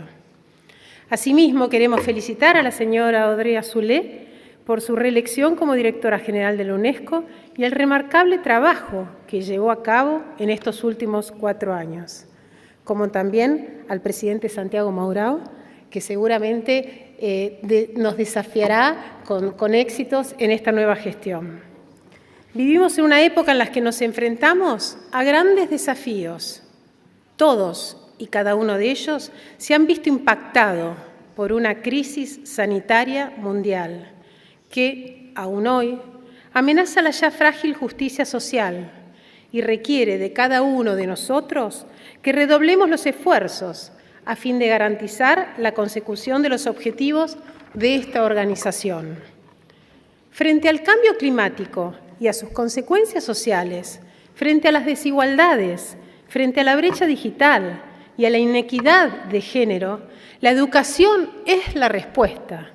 Derecho humano fundamental, motor del desarrollo, la educación es la clave que sí o sí nos va a permitir construir sociedades más justas.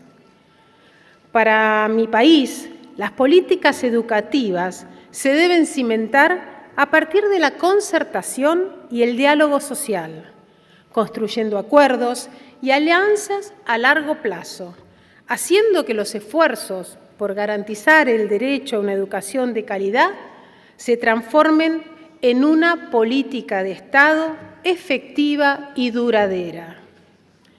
En este sentido, la Argentina participa activamente en numerosas comisiones, foros y comités para lograr cooperación a nivel nacional, regional e internacional, como ocurre con la Comisión Interamericana de Educación y el Comité de Dirección de Alto Nivel de ODS 4.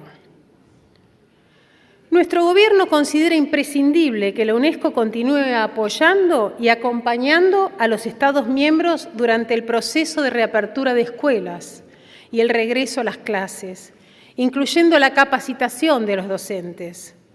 Es por ello que el Gobierno argentino ha tomado la decisión política de implementar una agenda de reparación educativa que permita garantizar la presencialidad plena y la recuperación de los aprendizajes escolares.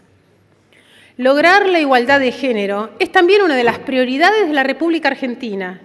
La creación de nuestro Ministerio de las Mujeres, Género y Diversidad ha puesto la lucha por los derechos de las mujeres y diversidades frente a toda forma de desigualdad y de violencia.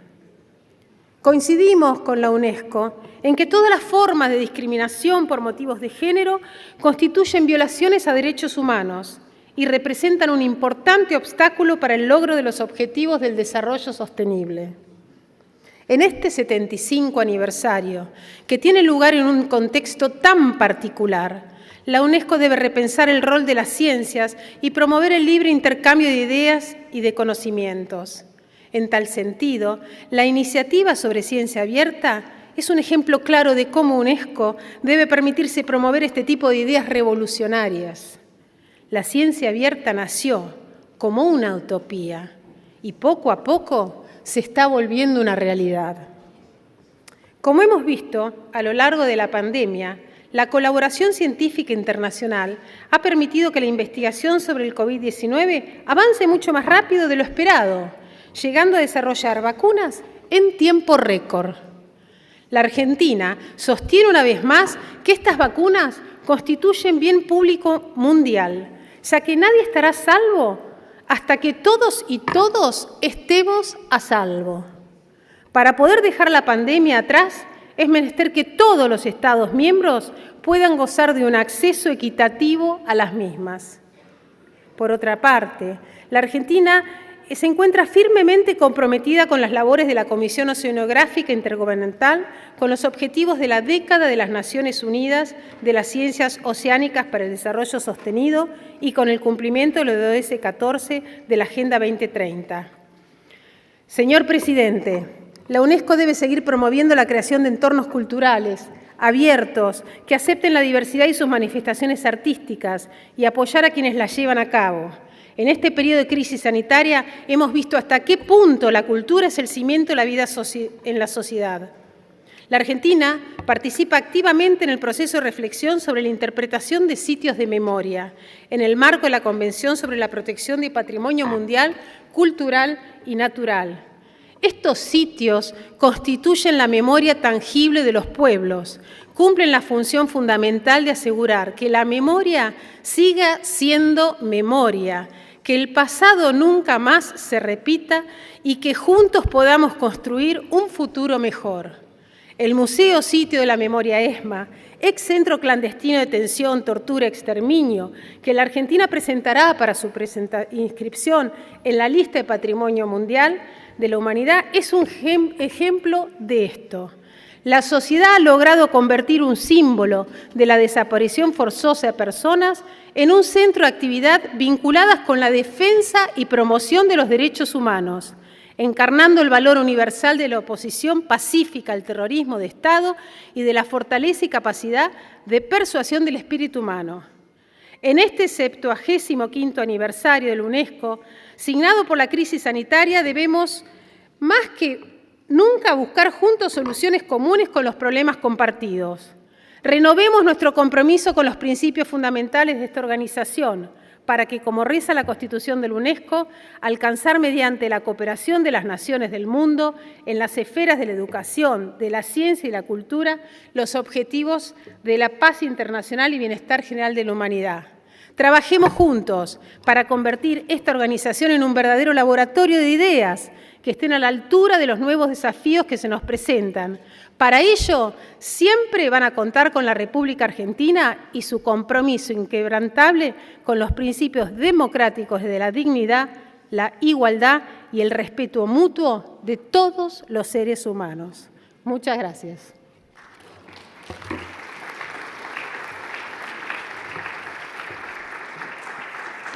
Gracias, gracias Argentina. Gracias por las gentiles palabras hacia esta presidencia. Ladies and gentlemen,